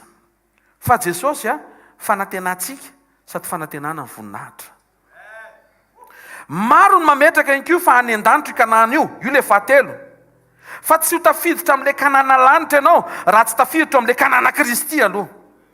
Teneno akaikinao, kanana Kristy aloha hoe. Zay vao kanana lanitra hoe. Ambokambony avy eo kanana tany hoe. Raha misy olona zao, zay vao niditra teto, tsisy azo ny teneko zany zao. Fa soa fa nanatrika hatrany voalohany ianao. Hitanao amin'izay izy kanana ao amin'ny Kristy aloha. Azo antoka ny kanana lanitra. Manaraka ho azy le kanana tany. Manina. Zay mandray an Jesosy dia mandray io toerana atao hoe Kristy io. Zay ateraka indray dia mahita ny fanjakan'Andriamanitra na ny fanamasina zay omen'i Jesosy.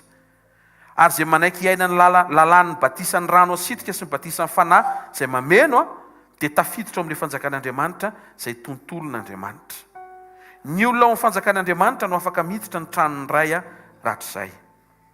Dia tsika hijery le ina zany ny ifandraisan'ilay tany kanana sy Kristy. Mba hisokatra ny ao anatinao fa le irina tiana ho hita eto ambony tany efa feno amin'ny Kristy le izy ny tena marina. Exodosy 4:7 zao dia manambara fa ny tany kanana dia tany tondra dronono sy ny tantely. Ao amin'ny Kristy ianao dia manana stokina teny ronono Andriamanitra. Io teny ronono io le teny fampanantenana. Mbola tsy miresaka hoe teny hvkl zay fantsiana. Azonareo ve? Misy fotoana ianao nefa mila sinda rezimana ronono ihany. Alleluia. Satria draindray vao hitsy toetra fa tsisy fanantenana intsony. Eno iany rehefa lava be ilay sekolon'ny toetra dia ohatran'ny endry fa tsy adala. Zay sisa zany. Dia rehefa antaniana hoe ina hitranga eo fenao rapitso. Endry fa tsy adala. Eo foana lasa bloqué amin'ilay hoe toetra. Nefa Andriamanitra matoa manintsy toetra manomana ny rapitso izy zay. Dikan'izay, tsy hoe rehefa hitsina ny toetra dia lasa kristiana tsisy fanantenana intsony tsika. Dia rehefa antaniana dia hoe aza miresaka an'izany fa dia any an-danitra sisa e. Amin'ny farany volona nefa mbola ando jirama ianao, ando anany ankizy, hinan-kanina. Teneno akaikinao, amboarina tsara le ao anaty hoe dia manantena an'ilay mandrakizay hoe fa manantena koa ny androany hoe.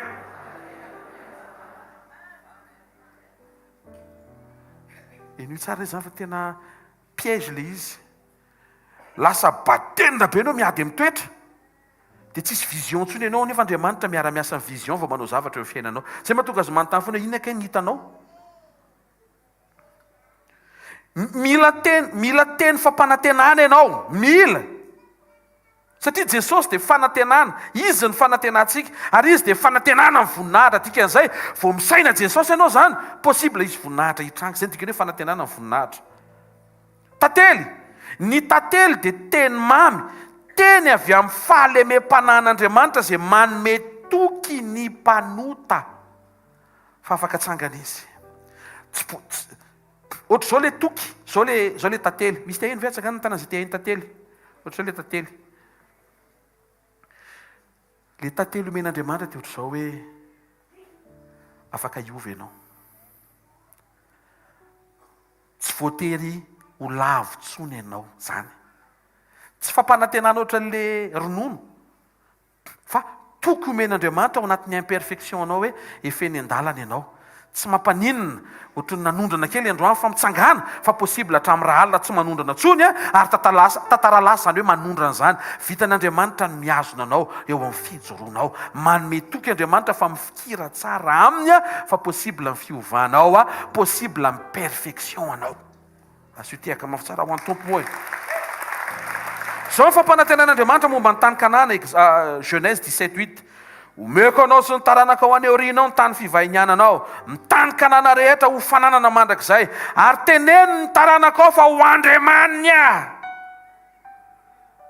Le ao amin'ny Kristy tsara lavitra satria mijoro Andriamanitra dia niteneny amin'i Jesosy hoe teneno izy fa ho rainy aho.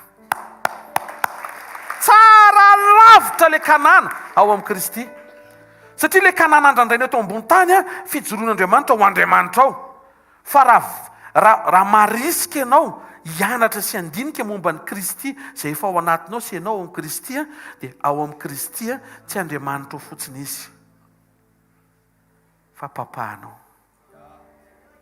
babanao, dadanao, abanao, dadianao.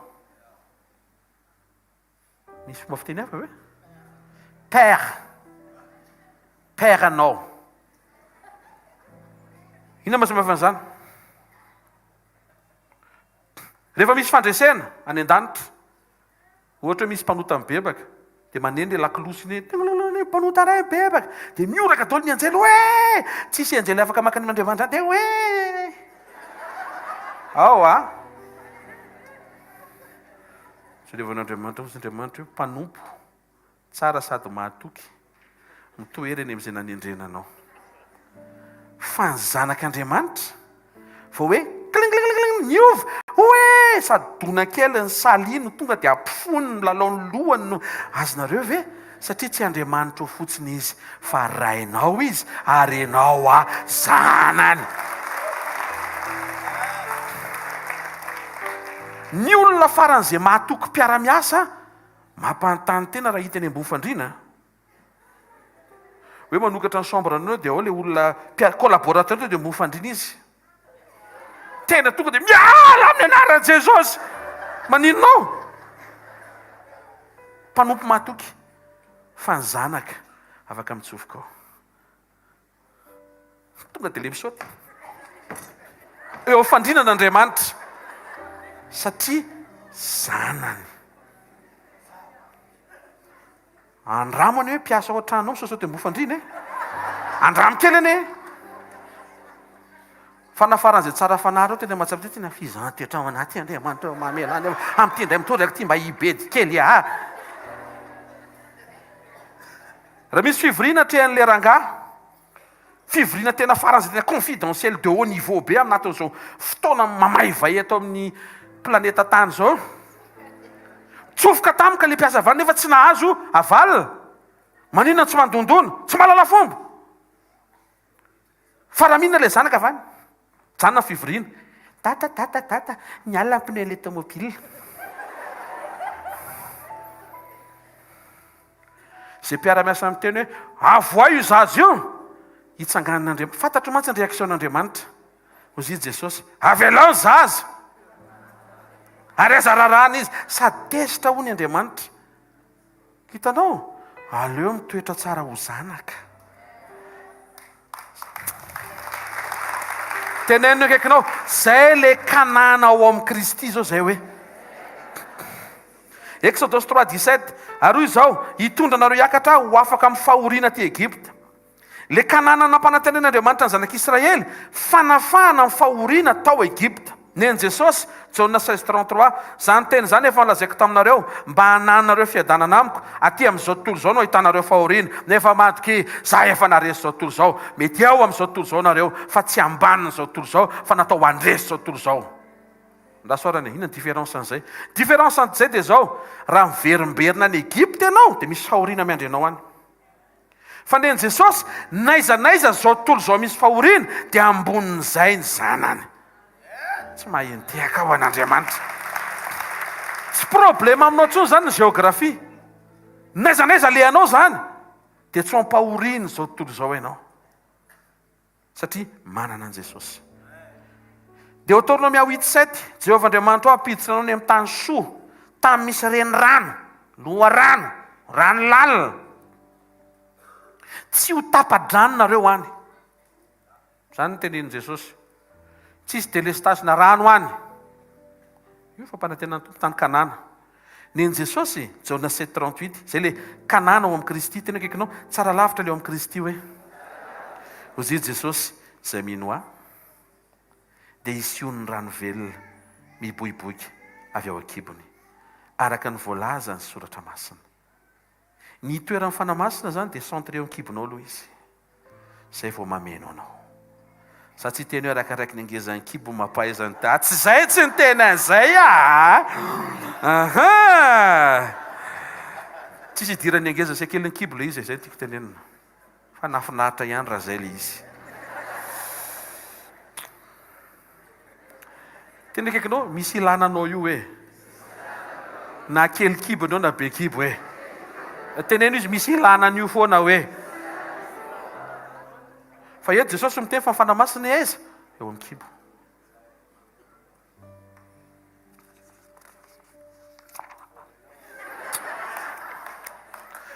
Suivant. Deutéronomia 9:9. Reto ny kaly any amin'ny tany kanana. Tonga soa amin'ilay point anisan'ny tena tsy maninona na hitanareo vao mandray fa eto anisan'ny tena ngeza be mantsy. Tany misy vary tridika, vary ordea, voaloboka, aviavy, aponga bendanitra, tany misy hazo olive sy tantely. Fruit anakenina ny teneniny eo blé, orge, raisin, figue, grenadine, olive. Dia le fito farany le tantely tsy fruit fa bénédiction satria miel de date le izy. Zany hoe date pitserina fa mamoaka miel. Zany miandry anao ny kanana tany. Fantatrao ny zavatra miandry anao amin'ny kanana amin'ny Kristy. Galatiana 5:2-2. Fruit naran'i Jesosy vokatra ny fanakosade, fitiavana, fifaliana, fiadanana, faripo, famorapana, fanaovan-tsoa, fahamarinana, fahalemem-pana, fahononam-po. Oza misy misaina ny lavako asafo problemam-bolako ary ty. Zay misy tonga le problème mbola tsy mety mivako tsy raha ino le zavatra ataon'Andriamanitra. Zay indrindra le izy. Zay indrindra. Enao tsy miraharaha le fruit eo amin'le kanana ao amin'ny Kristy mihitsy mahatonga le fruit eo amin'le amin'ny tany tsy misaintsaina ianao ahoana ihany ary ty raisin ty. Tsisy raisin mivoaka zany eo. Satria tsy manana raison ianao. Ahoana ihany ty figue ty. Figue no tonga eo fa tsy figue. Grenadine tadiavinao, grenade mipoaka ny tonga eo aminao. Hitanao, zavatra hafa dao satria maninona? Tsy rarahinao le fruit omen'Andriamanitra amin'le kanana ao amin'ny Kristy. Ohatrohatr'izao zany zavatra ny saintsainy zanak'Israely. Isan'andro concombre sy tongolo. Zany hoe makirana sy masika foana. Toy Andriamanitra rehefa tonga ny tany kanana reo dia mahafinaritra be, mamy matsiro tsy mafaika, mampahazo aina, misy fibre, tsy mamparary kibo, mampivoaka tsara. Afaka atao salade de fruits, smoothie, be. Ao satria concombre azo anaovana salade de fruits, tsy haiko any aminareo Tsy haiko any aminareo fa aty aminay aloha araka izay nampianarina dadanay anay, concombre tsy fanao salade de fruits. Tanao misy zavatra différent be entre le fiainana taloha, marikivy sy makirana, sy le fiainao amin'ny Kristy vaovao, lasa tsara fanahy ianao, lasa tsara toetra ianao, azo hitsahana ny akikely tongotra ao. Dia rehefa vao hitsaka ny akikely tongotra dia ampiana kibe fa tsy maninona intsony satria efa ao kanana ao amin'ny Kristy. Misy zavatra tsara mivoaka foana avy ao anatinao, na tenenan-dratsy, na enjehana, na ailika, na izolena. Misy fotoana afa mety tsy andalo ao zay ianao, izolen'ny olona mihitsy ianao, ao ianao sy ny Kristy ianao. Tsy mahafinaritra fa rehefa tonga tokoa ianao dia ohatrany hoe dia tena zasy ianao tokoa zany Jesosy ty resaky ty moa zany. Dia lasa manana communion amin'ny tompo azy ianao. Ry zareo ny sainan'izay ho ratsy fa ny Andriamanitra ao ny sainan'ilay izy ho soa. Alleluia! Tenena kaikinao miara-miasa asoa ny zavatra rehetra hoe. Misy fotoana rehefa feno olona manodidina anao dia tsy fantatrao zany ny présence de Dieu.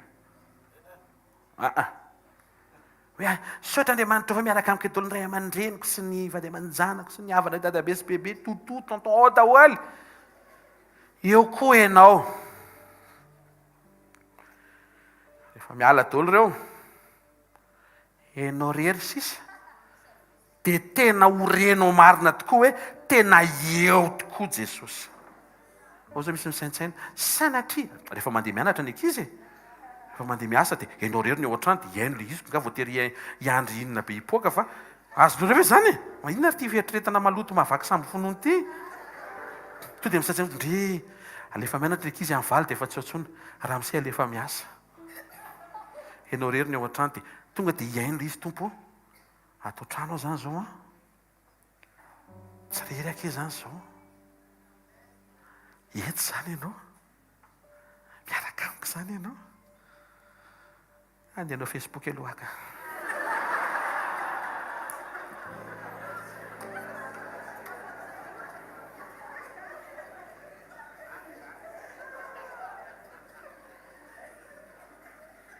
tonga ty nefa tiako ny eo aninana aty meo fotoana ny tompo ao an-trano hidio ny trano tana mitokana Jesosy hiatrika sorony indray andro any miaraka aminao le miaraka aminao mihitsy raha angano milay ataovy rery ao zany tena le miaraka aminao Jesosy asa vela rery toy ny tompo tsy mamela anao rery ianao no mamela rery tompo fikiro afa tsy mahafikitra anao toy ny tompo hoe ny famikirako efa rezatra be efa misy goka mihitsy ny tanako mba afahako mamikitra anao fa ianao ne no milasy Jesosy tsy tiako zany zavatra teneninao zany tsy maintsy tianao zany fa zany no marina tena lizany aretindrety tenena kaikinao mifikira amin'i Jesosy ianao io ianao ne mily amen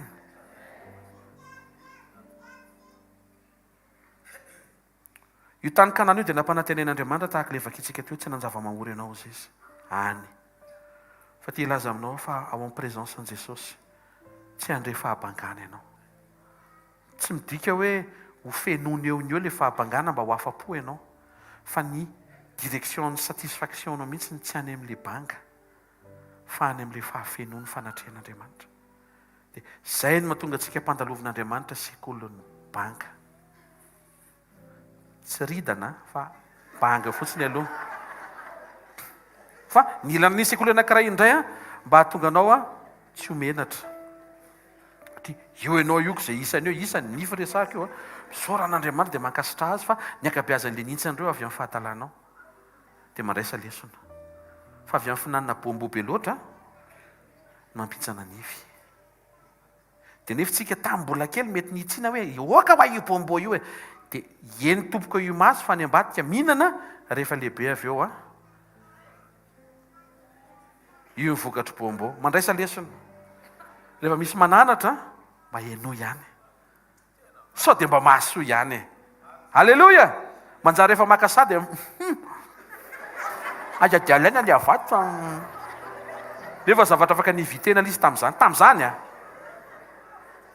daotsika indray lesona amin'ny zavatra kely sy bitika reto ozy Jesosy eo amin'ny Jaona 6:35 za mofinaina io io izy io zay manantona tsy mba nona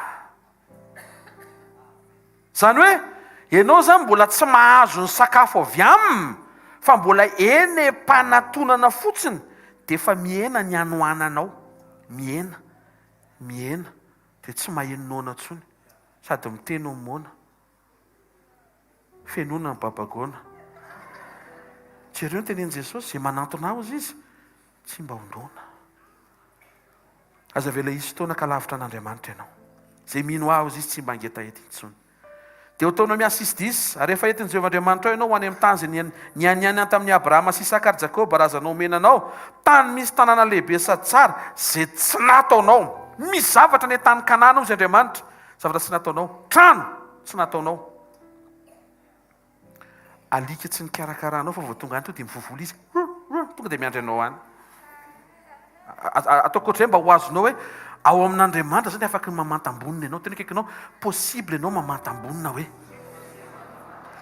fa asio valeur aloha Kristy hoe fa inona le mamantambonina ao amin'ny Kristy. Zay ny définition ny grâce. Grâce fanomezana mahaimaim-pona avy amin'Andriamanitra raha isika tsy hampamendrehana avy amin'izay nataony Jesosy fa tsy misy idirana avy amin'izay nataonao. Ny terme hoe grâce dia avy amin'ny dika teny fototra hoe gratos. Ina dikan'izany? Tandremo sao dia hoe taolana matavy gratos. Soran'Andriamanitra ny amin'ny diplôme na akademisiana anao fa tsy izay ny androany aloha. Dikany hoe gratos dia gratuit, maimay pona. Teneno akaikinao ny atao hoe fahasoavana hoe dia zavatra maimay-pona le izy hoe ao amin'i Jesosy hoe fa fahasoavan'Andriamanitra no matoy izao tsofra izy mbola tsy tapitra fa exercice na fanalana routine zany fa fahasoavan'Andriamanitra no matoy izao anareo. Misy zavatra gratuit be dia be zany ao amin'i Jesosy. Rehefa omenao lanja Jesosy, rehefa omenao lanja Jesosy, fa raha vao Jesosy no adinonao dia miantona daholo le gratuit fa misy le izy. Any amin'izay alehanao misy zavatra afaka sokafan'Andriamanitra mahaimaim-pona. Possible misy trankala am-posinao efa ela tsy niasa, efa ela tsy nidiran'ilay taratasy be dehibe reny, fa possible Andriamanitra afaka pahita fitianao mihoatra noho ny karama voafetra voaray ny tananao.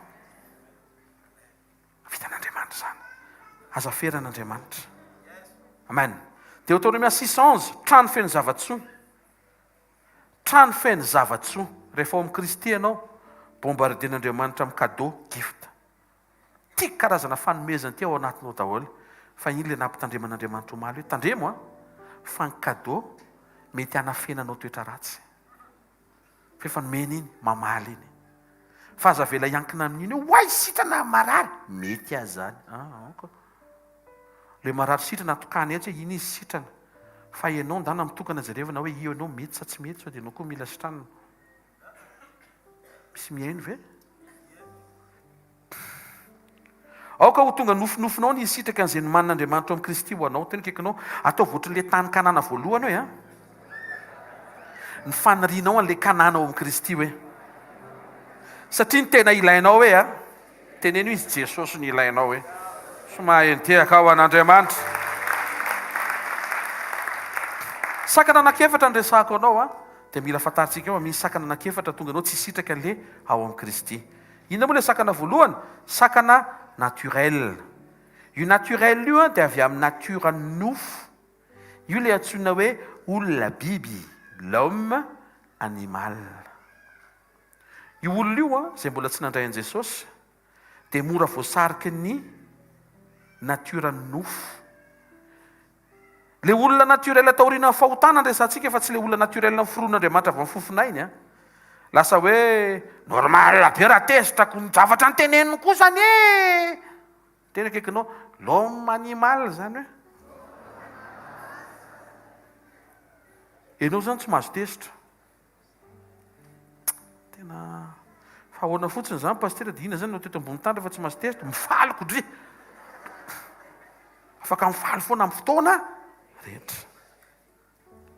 Lasa normal hoe raha vao zany manana ny rariny tsy maintsy mamaly, tsy maintsy miteny, tsy maintsy manana, tsy maintsy manao tsindrim-paingotra kely ary asiana fanambaniana kely mba ho azony tsara izy ny toerana tokony hisy azy sy ny toerana misy ahy. Zany rehetra zany dia l'homme animal daholo satria tsy zany no ampianaran'i Jesosy atsika. Korintiana 2:10 dia manambara fa izay olona araka nofy ihany dia tsy mba mandray izay hany fanahin'Andriamanitra. Tareo zany fa dalàna aminy zany sady tsy azony, tsy azony satria araka ny fanahina amantarana izany.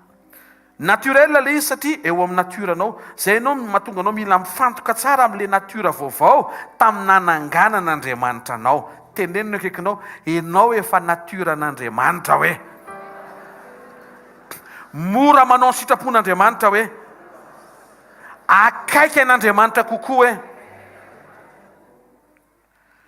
Inona ny sakana humain na ny sakana avy amin'ny olona? Ty tena manahirana be mihitsy atika anao hiomana fa hivavaka mihitsika fa niza olona manaka sakana anao eo a. Enao matsy le izy. Alleloia. Zay fahanginan'izay mihitsy ny ilaiko. Indray mantsika mietreritra hoe ianona mihitsy nanimba ny fiainana. Ka raha tsy nanany ianona zao tsy nananina nakany ananina makany ananina. Io zao no anina dia saoran'ny tompo aloha ny androany.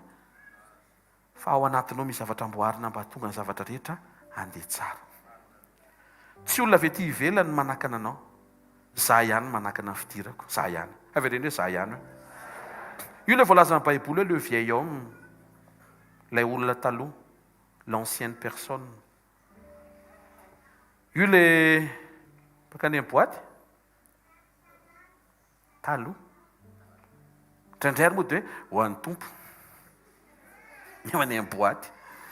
Tena tsy fahalalana. Za efa nanao an'izay hoe fonako amin'i Jesosy rehefa mifona nefa navelany aho. Dia mijoro avolombelona ty aza manao an'izany ianao fahatalana izany. Hitanareo amin'izay le ohatran'ny hoe fandriany devoly amin'ny tsy fahalalana ianao izany.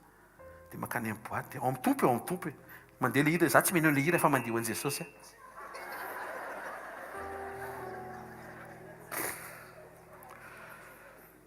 So fa misy ny fahavoazana ahafahana mitsangana. Ary so fa misy ny fitsangana mba ahafahana mizara. Rehefa le miteny paster, reto tongotra reto, sorako an'Andriamanitra, reto tongotra reto, tsy mbola niditra boaty mihitsy. Tsy hitanao ny paosy fa te hisitrika any ambanin'ny seza, za. Tsy afaka hiteny mantsy mba ohatr'izay koa fa tsy izay mihitsy, samy hafa ny parcours-nay mianaka. Fa Andriamanitra ray ny tomponay, ambiance ray ny rahanay, filinina sy fimezana ray ny isan'andro ataonay. Alleluia! Fa tsy mahasoa zany, tsy makany boaty zany ianao. Tsisy ninona any.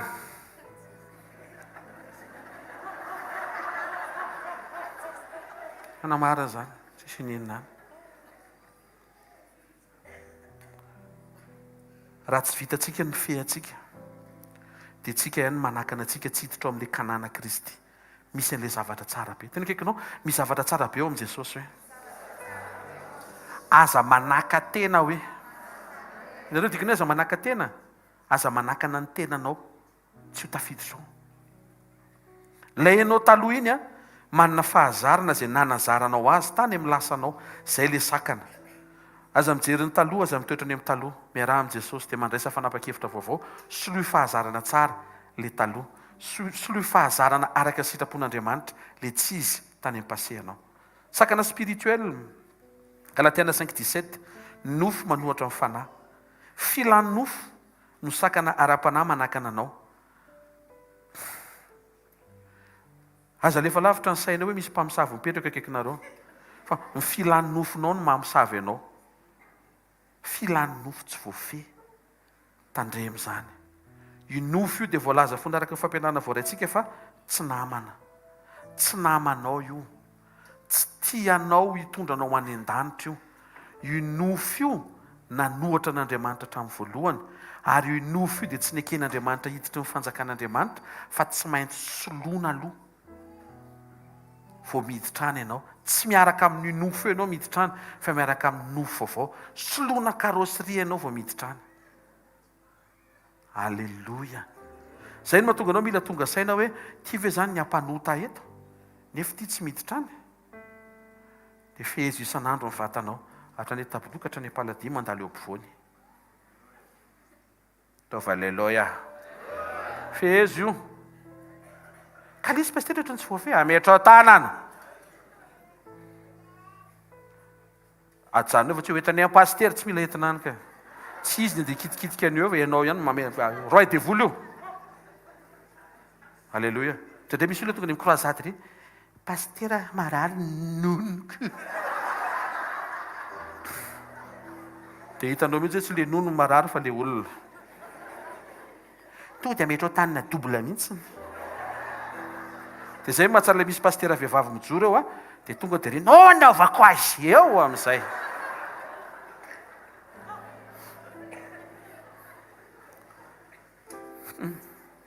Tena kaikanao mamitaka ane io nofo io e. Za aloha mijoro vavolombelona fa fitahany io impiry io. Jesosy no tsy mamitaka rery. jesosy ihany jesosy hatrany hatrany farany io nofonao io afaka mamitaka anao amin'ny sentiment raha zay ianao atao anina ohatrao mety io jabaka ianao avy eo sady ranomasy ny fahakiviana amin'ny deprany tsy aloha hoe mihainao an' jesosy dia sady faly mihinan-kanina ny mandrezatra salama tsara botrabotra halleloia aza mitady loza reto fa mitoera ao amin'ny kristy paster e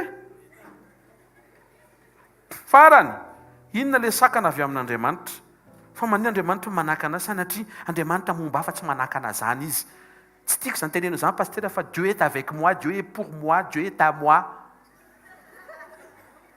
rehefa tsy miavinavina ianao dia maro zay tenenina zay fa vao mikitika avinavina ianao toy izy Andriamanitra hoe ary Andriamanitra manohatra ozy Andriamanitra zany ohatra hoe mandeha zay ianao dia jeza mipetraka Andriamanitra dia ndry zanako tiako io jereo ony ianao efa lehibe io zany jereo ny takolany vao miavinavina ianao tonga dia mitsangana izy Andriamanitra manohatra mpiavinavina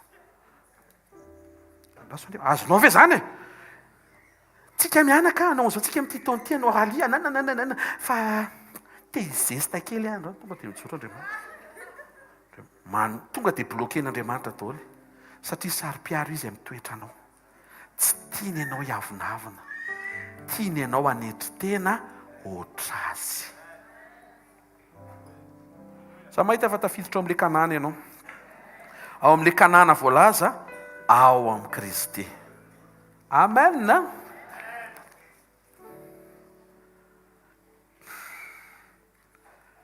manasanao hitsangana manao vavavaka teneny hoe Andriamanitra tsy te ho diso an'le kanana izay efa voaomana ao amin'ny Kristy ho aho ampianaro aho mba hahisitraka an'ireo zavatsoa sy ireo tombontsoa rehetra izay nomanina ho aho asarato mivavaka ray aminaran'i Jesosy Kristy avy Nazareta mivavaka izay apio izay tompo hanome lanja ny zavatra efa nomaninao amin'ny Kristy ho anay amin'ny anaran'i Jesosy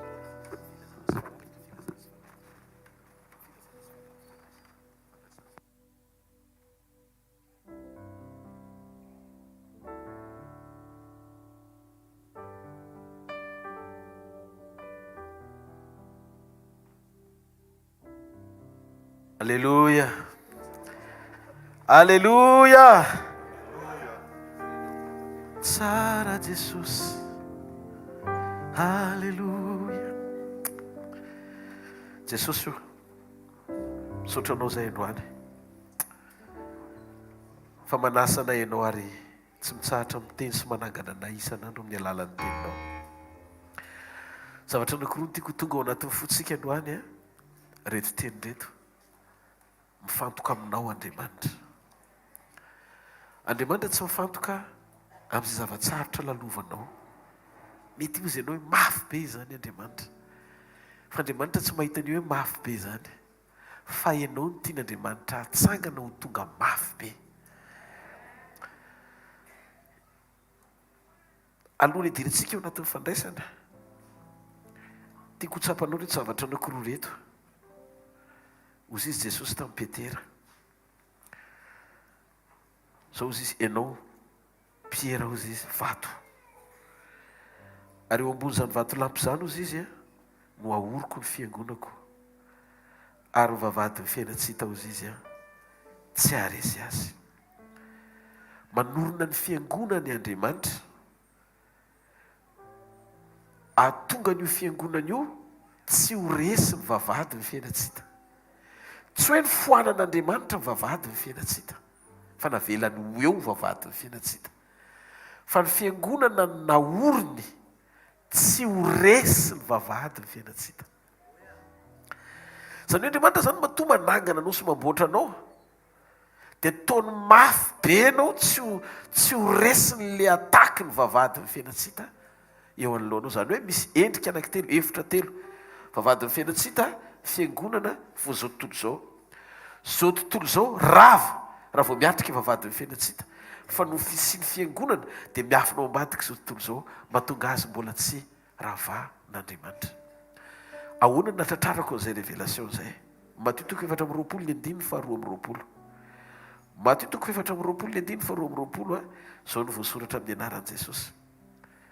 Ary raha tsy efa noafoezina zany andro zany izy dia tsy nisy nofovonjena fa noho ny olom-boafidy dia ho afoezina zany andro zany. Zany hoe noho ny olom-boafidy dia azonon'Andriamanitra tsy hopotika zao tontolo zao fa fotoana ny kitihany afoeziny satria memafy ny zavatra mitranga misy eto ambonin'ny tany. Mifantoka aminao Andriamanitra. Fa maninona ny ao anaty communion Andriamanitra? Maika ao anaty communion Andriamanitra. Te hiombona aminao Andriamanitra. Tsaroako Jesosy rehefa niaraka tamin'ny mpianany roalahy teny amin'ny lalany Amosy izy tonga tao amin'ilay trano nivainiana ny vetivety. Rehefa nandray ny mofo izy dia nivakiny dia nanjaviny izy tsy hitany mpianatra. Manomana izy ny fisiny ao anatinao ho mihoatra lavitra noho ny fahitanao azy eo akaikinao. Zany Andriamanitra manomana ny ao anatin'ny olona ho tsara fiombonana aminy. Communion amin'Andriamanitra ambony lavitra noho ny zavatra rehetra ilatsika azy satria manomana sy mamboatra antsika izy olona mety ahatonga vavahady ny fiaina tsy hita, tsy andresy mihitsy ianao mandrakizay satria fiangonan'Andriamanitra ianao. Fiangonan'Andriamanitra te hanaitranao androany. Tianao Jesosy. Zany fitiavana zany dia fitiavana mandrakizay. Zany fitiavana zany mahatonga antsika misaina mandrakariva fiainana be dehibe ao aminy. Tsy makaiza raha oharina amin'ny alehiben'ny fitiavany, ny alehiben'izay fanoherana misy eo amin'ny fiainanao. Valeo fotsiny izy dia teneny hoe ianao ny ilaiko. Ianao ny ilaiko Jesosy. Ianao ny rehetra eo fiainako. Tonga eto hifantoka amin'ny fiombonako aminao.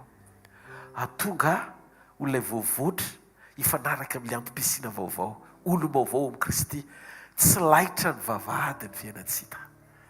Ary fantatra Jesosy fa tsy miankina amin'ny alehiben'ny fanoherana zany ny fijoroako anao dia satria fantatro fa tsy ahy ianao, tsy hanary mandrakizay ianao ary koa mamboatra ahy ianao ho mpanompo mety hifanaraka amin'ny antom-pisiana ilanao ahy. Zany mahatonga anao manome nofonao ho vakiana ny ranao ho fisotro mba tonga ho tsara fiombonana aminao. Hitanareo misy olona manao an'ireny fitafiana ireny tena miditra ny anaty afo azy izy dia tsy mahay. Misy fitafiana ohatran'ny mamiry, tsy haiko ny anarany moa ny terme le hoe fiantsoana azy scientifika le karazan-davatra ohatran'ny volafotsy ireny le izy. Dia rehefa anaovana dia tsy rehany anatinao ny hafanan'le afo sy nena fa tonga dia eo ivelany fotsiny dia miala le afo. Afaka miditra ny anaty afo zany ny olona rehefa manao an'izay. Tsy mikaiko ny anao volondohany azy.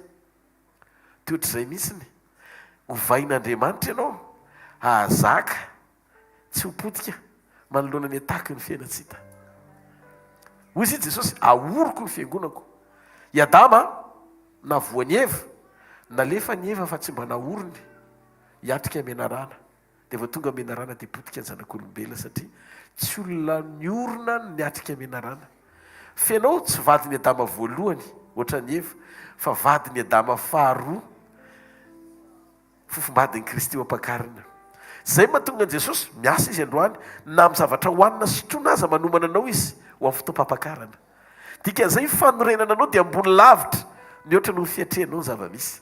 Tsy ny zava-misy tsony manomboka androany no mafy loatra fa ianao mihitsy ny ahorona ho mafy sy mihoatra no zava-misy ahafahanao miaina ao anaty fandresena miaraka aminy.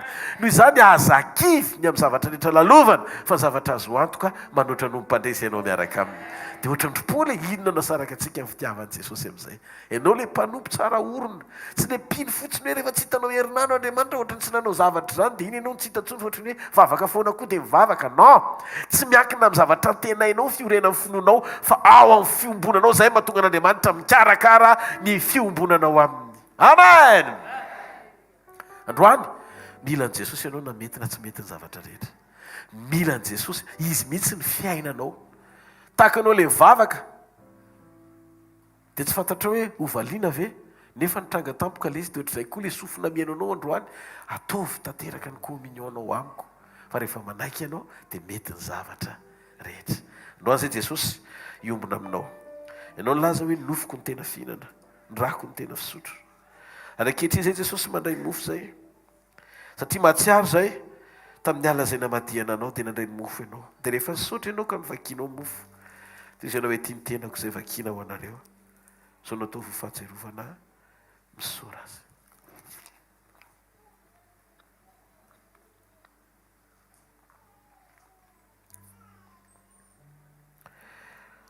Misaotra Jesosy fa raha amin'ny andro farany aza ny nofinao zay nandresy fahafatesana no hitafiana ilay endrika vaovao isehonay. Jaona dia napahitana fa raha iseho izy dia ho tahaka azy sika. Ny andro ny fisehonao ny fanovananay ho tahaka ny endriky ny nofinao zay santarinay ankehitriny. Santarinay ankehitriny satria ny fanahy masina tsy mahalala nofo hafa ankoatra an' Jesosy. Noho izany tsy maintsy misinga Jesosy aloha vao hitoeran'ny fanahy ny nofo mora levona rehetra.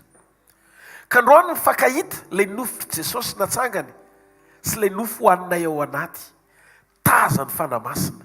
Dia mahazo aina ny fanahy masina satria mahita an' Jesosy ao anatinay izy. Androany fanahy masina, aoka izany nofo izany no tazanao fa tsy famendrehanay rehetra ho torotoro ao ambany tongotrao. Dia aoko rava ny hery ny fahafatesana fa le fiainana avy amin'ny Kristy nisongadina amin'ny voninahitra. Tahaka izany koa ny ranom-boaloboka izay maneho ny rahan'i Jesosy. Hoy ny tompo hoe tia ny rano fanekena vaovao sady mandrakizay izay nalatsako anareo famelana ny fahotanareo.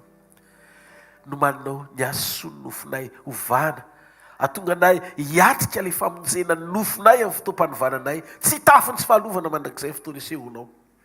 Fa androany indray Jesosy mbola omenao koa ny rà ny fanekena vaovao izay misy fiantraikana eo fiainam-pananay satria rehefa voavela ny elokay dia marika anehoana fa nandray famindram-po zay ary manana fiainana mandrakizay ao anatinay. Dia hoy izy Jesosy, le rà ny fanekena vaovao izay nalatsako anareo ho famelana ny fahotanareo. Ka novinanareo mihinana amin'ny mofo amin'ny toy ny mofo itony sy misotro amin'ny kapoaka dia manambara ny nahafatesako mandra-piaviko ny tompo misora azy.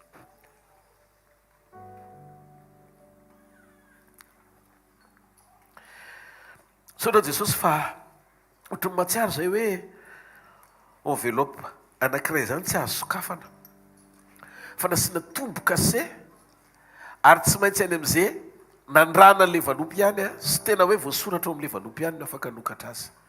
Fantatra androany fa miafina amin'ny Kristy ny fiainanay. Anasiana tombo kase ny ranao sy ny nofotrao izay nohaninay sy sotronay anananay fiombonana mandrakizay aminao.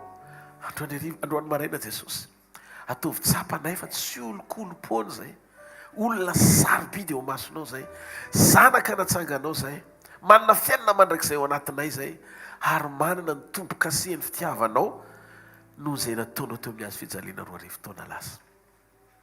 Tsarovy Jesosy, tsarovy ny fitiavany ianao. Raha amin'ny fotoana anankiray azy ty mety loty anjavona dia hitafiny tsy fahalovanytsika. Ahoana ny tsy ananantsika fijoroana androany raha toa ka hinana ny nofony sy misotro ny ranontsika tsy anana tanjona ve tsika ao anatin'ny fo fa mety ho vaina koa raha mbola ilaina ny fitoerany fanahy ao anatinao dia ny tenan'i Jesosy sy ny rano izay sotronao anovany ao anatinao. Noho izany aza matahotra fa raha mikorina ny rahan'i Jesosy dia mamono izay tsy nambolen'i Jesosy rehetra any amin'ny rahanao zany. Ary raha nohanina ny nofo Jesosy ny diakapoka taminy fanasitranana ho anao ihany koa. Satria mbola mitoetra ao anatinao ny fanahy mandra-pitoerana izay le tranolay lay fanorina azo ahorina ny lay tanty tsy beton fa ny beton rehefa tonga ny fotoana efa manao lasitra Andriamanitra solika tsy mansy rano andrenana n'le beton aritra mandrakizay rehefa iseho Jesosy. Fa androany tanty ianao ty nofo ty tsy toerantsika mandrakizay amin'ny fotoana tsy maintsy ahorina ny tanty hitafy amin'izay apetraka amin'izay le tena trano fanorenana iarahantsika amin'ny mandrakizay. Fa androany manana ianao antoka amin'izao fotoana izao fa miasa ao anatinao Andriamanitra. Ny rofo rehetra hoe sorony daholo. Halleloja. Tsisy nina tafatoetra ao anatinao rehefa ao anatinao Jesosy. Ary za mino fa miasa Andriamanitra androany satria tidy ianao. Ao vafainy amin'ny lanitra ny tanao dia misaona azy amin'ny fonao manontolo. Misaotra Jesosy. Filazana foity avy eo tsika hivavaka.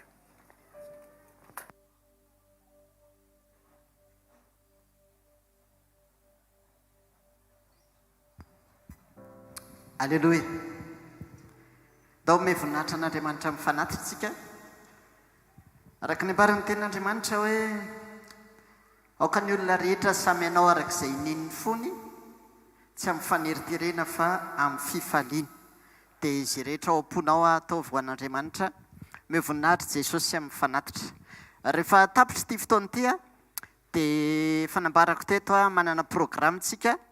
Rehefa tapitra ity fotoana ity dia miaraka ny rehetra, tsika rehetrarehetra hiaraka irodorodo andeha hitory filazantsara amin'ny faritra manodidina ny bypass rehetrarehetra iny, andorany fotsy rehetrarehetra iny dia mankana fotoana kely raha tsika rehetrarehetra ireo mandeha adiny ray ihany dia vita. Dia anasako anao manokana izany fa sarobidy be le fotoana tsika rapitso araka ny efa fantatritsika.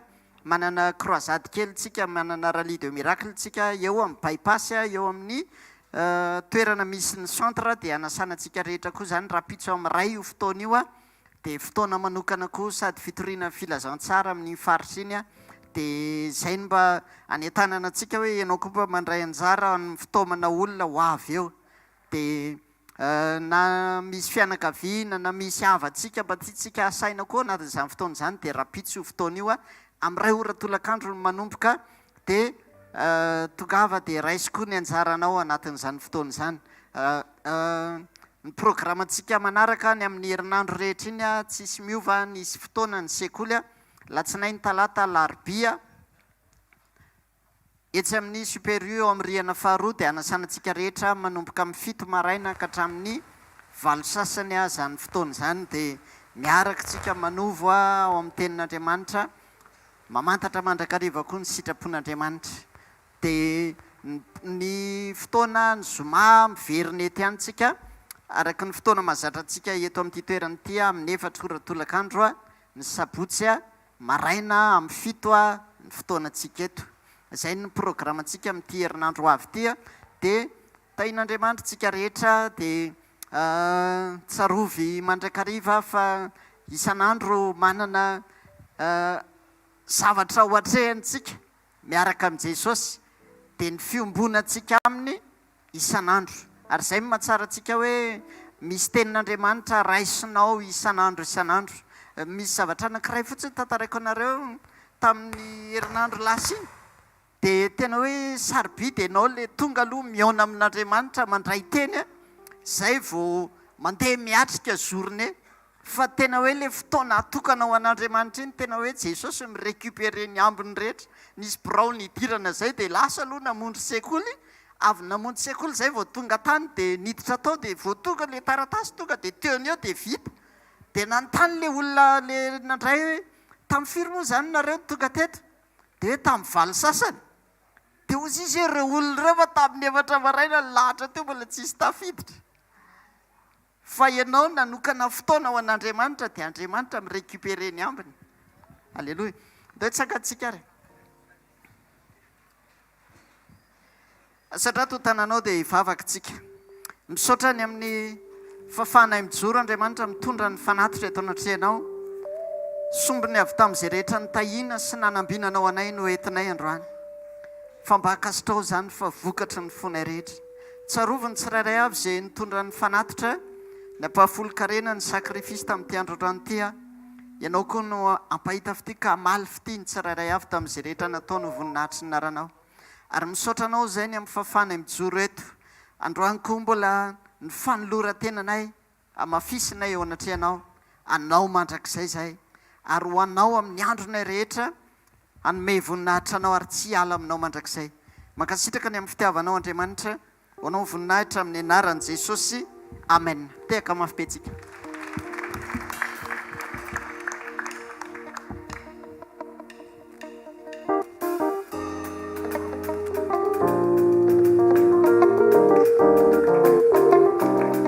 Alléluia! Tehaka mafy Jesosy tsika sady iorakoraka mafy. Comment ne pas te louer? Comment ne pas te louer? Amen. Est-ce que c'est bon de louer le Seigneur? Alléluia. Comment ne pas te louer? Comment ne pas te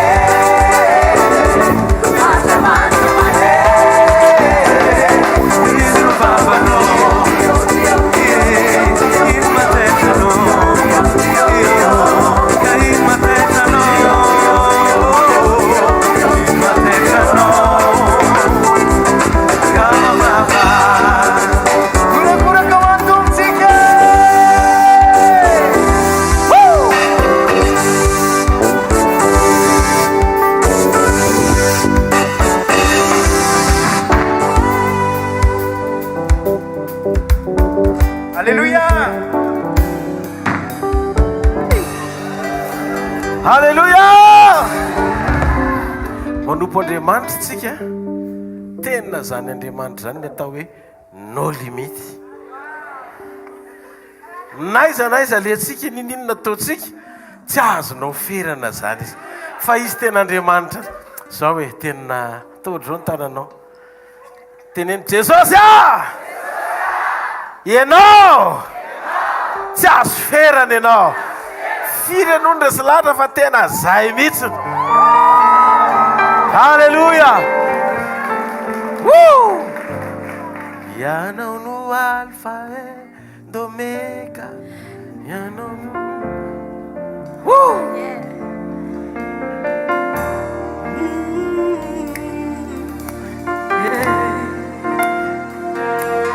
ianao no alfa laitsy miova, ianao omega mandrakiza, manjaka mikeranao tombo, andriamanitry ny vakakara, tokotsito lay avo indrindra, andriamanitry ny tiayatao, rehefa miteranao tombo, tsisy matohitranao ianao, hainao atao.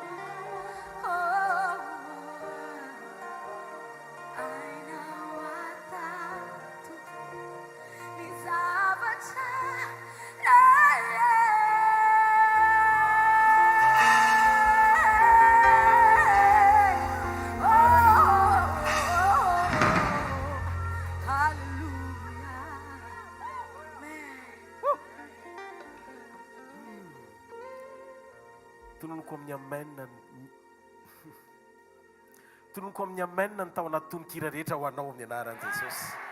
Tononoko amin'ny amen ho any tao anaty tononkira ho anao amin'ny anaran'i Jesosy. Teneny hoe ho ahy zany Andriamanitra. Ho ahy zany Andriamanitra. Manompo Andriamanitra no limity ako. Amin'ny anaran'i Jesus. Ndaontsika ity tanana mafy.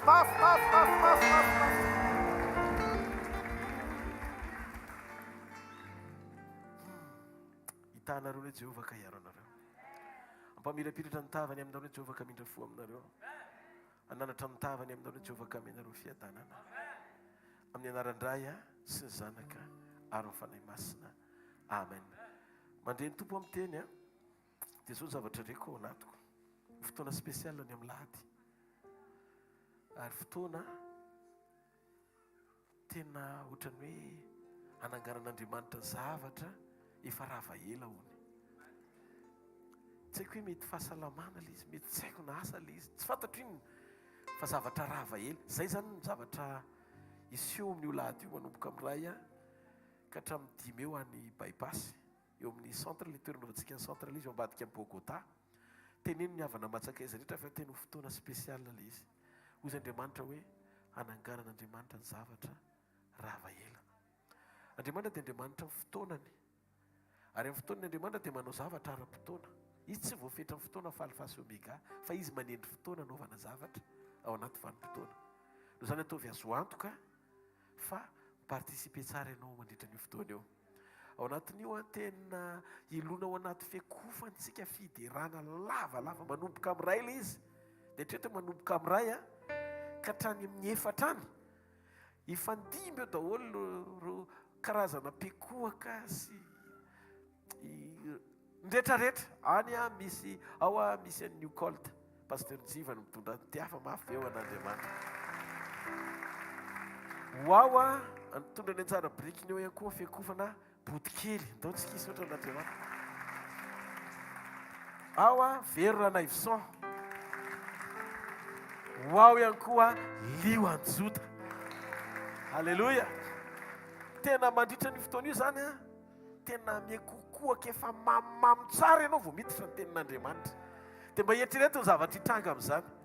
Adiny 4 zany efa misy zavatra mitranga. Tonga ny tedi-dodafana tenin'Andriamanitra. Avy eo ianao manomana tsara ny tokantrano miaraka amin'io fomba beba eo any raha tsy tahita fahagagany. Manao menasy ianao ako. Tena beba marina eo any. Tena sokafany io fomelohan'io fotoana io raha tsotrokotron'Andriamanitra, ozokozon'Andriamanitra io toerana io. Amen.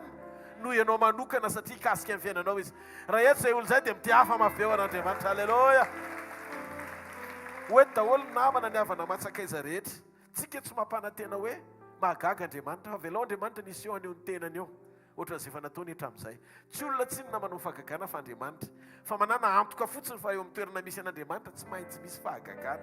Ny alalàna fa nandalo tao Jeriko Jesosy dia tsy maintsy mahiratra ry Bartimeo. Zany zavatra efa fataony zany. Fa ny tena fahagagana omentsika an'Andriamanitra ny fiovam-po ato anatsika ny fanomanana ny zavatra rehetra. Sika ho ampiasainy sy sika koa mila ny kasika Andriamanitra manokana. Sady zany hitahanao Andriamanitra sady vonjena ny fanahinao vonjena ny ainao ny kasika ny tenanao ihany koa Andriamanitra ary ny fiainanao ray manontolo anjara ho fahasoavana fa ny fahasoavan'Andriamanitra matoy izao fa ny fahasoavan'Andriamanitra matoy izao anareo.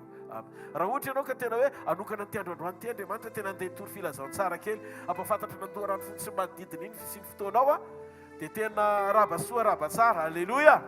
Fa ataovy azo antoka aloha amin'io lahady io ianao koa tonga amin'ny toeran'io hitahin'Andriamanitra no manokana. Samihantsika rehetra hifaly ity tanana mafy eo amin'ny tompo amin'izao rehetrarehetra androany fa tokavatsika menaka. Halleluja.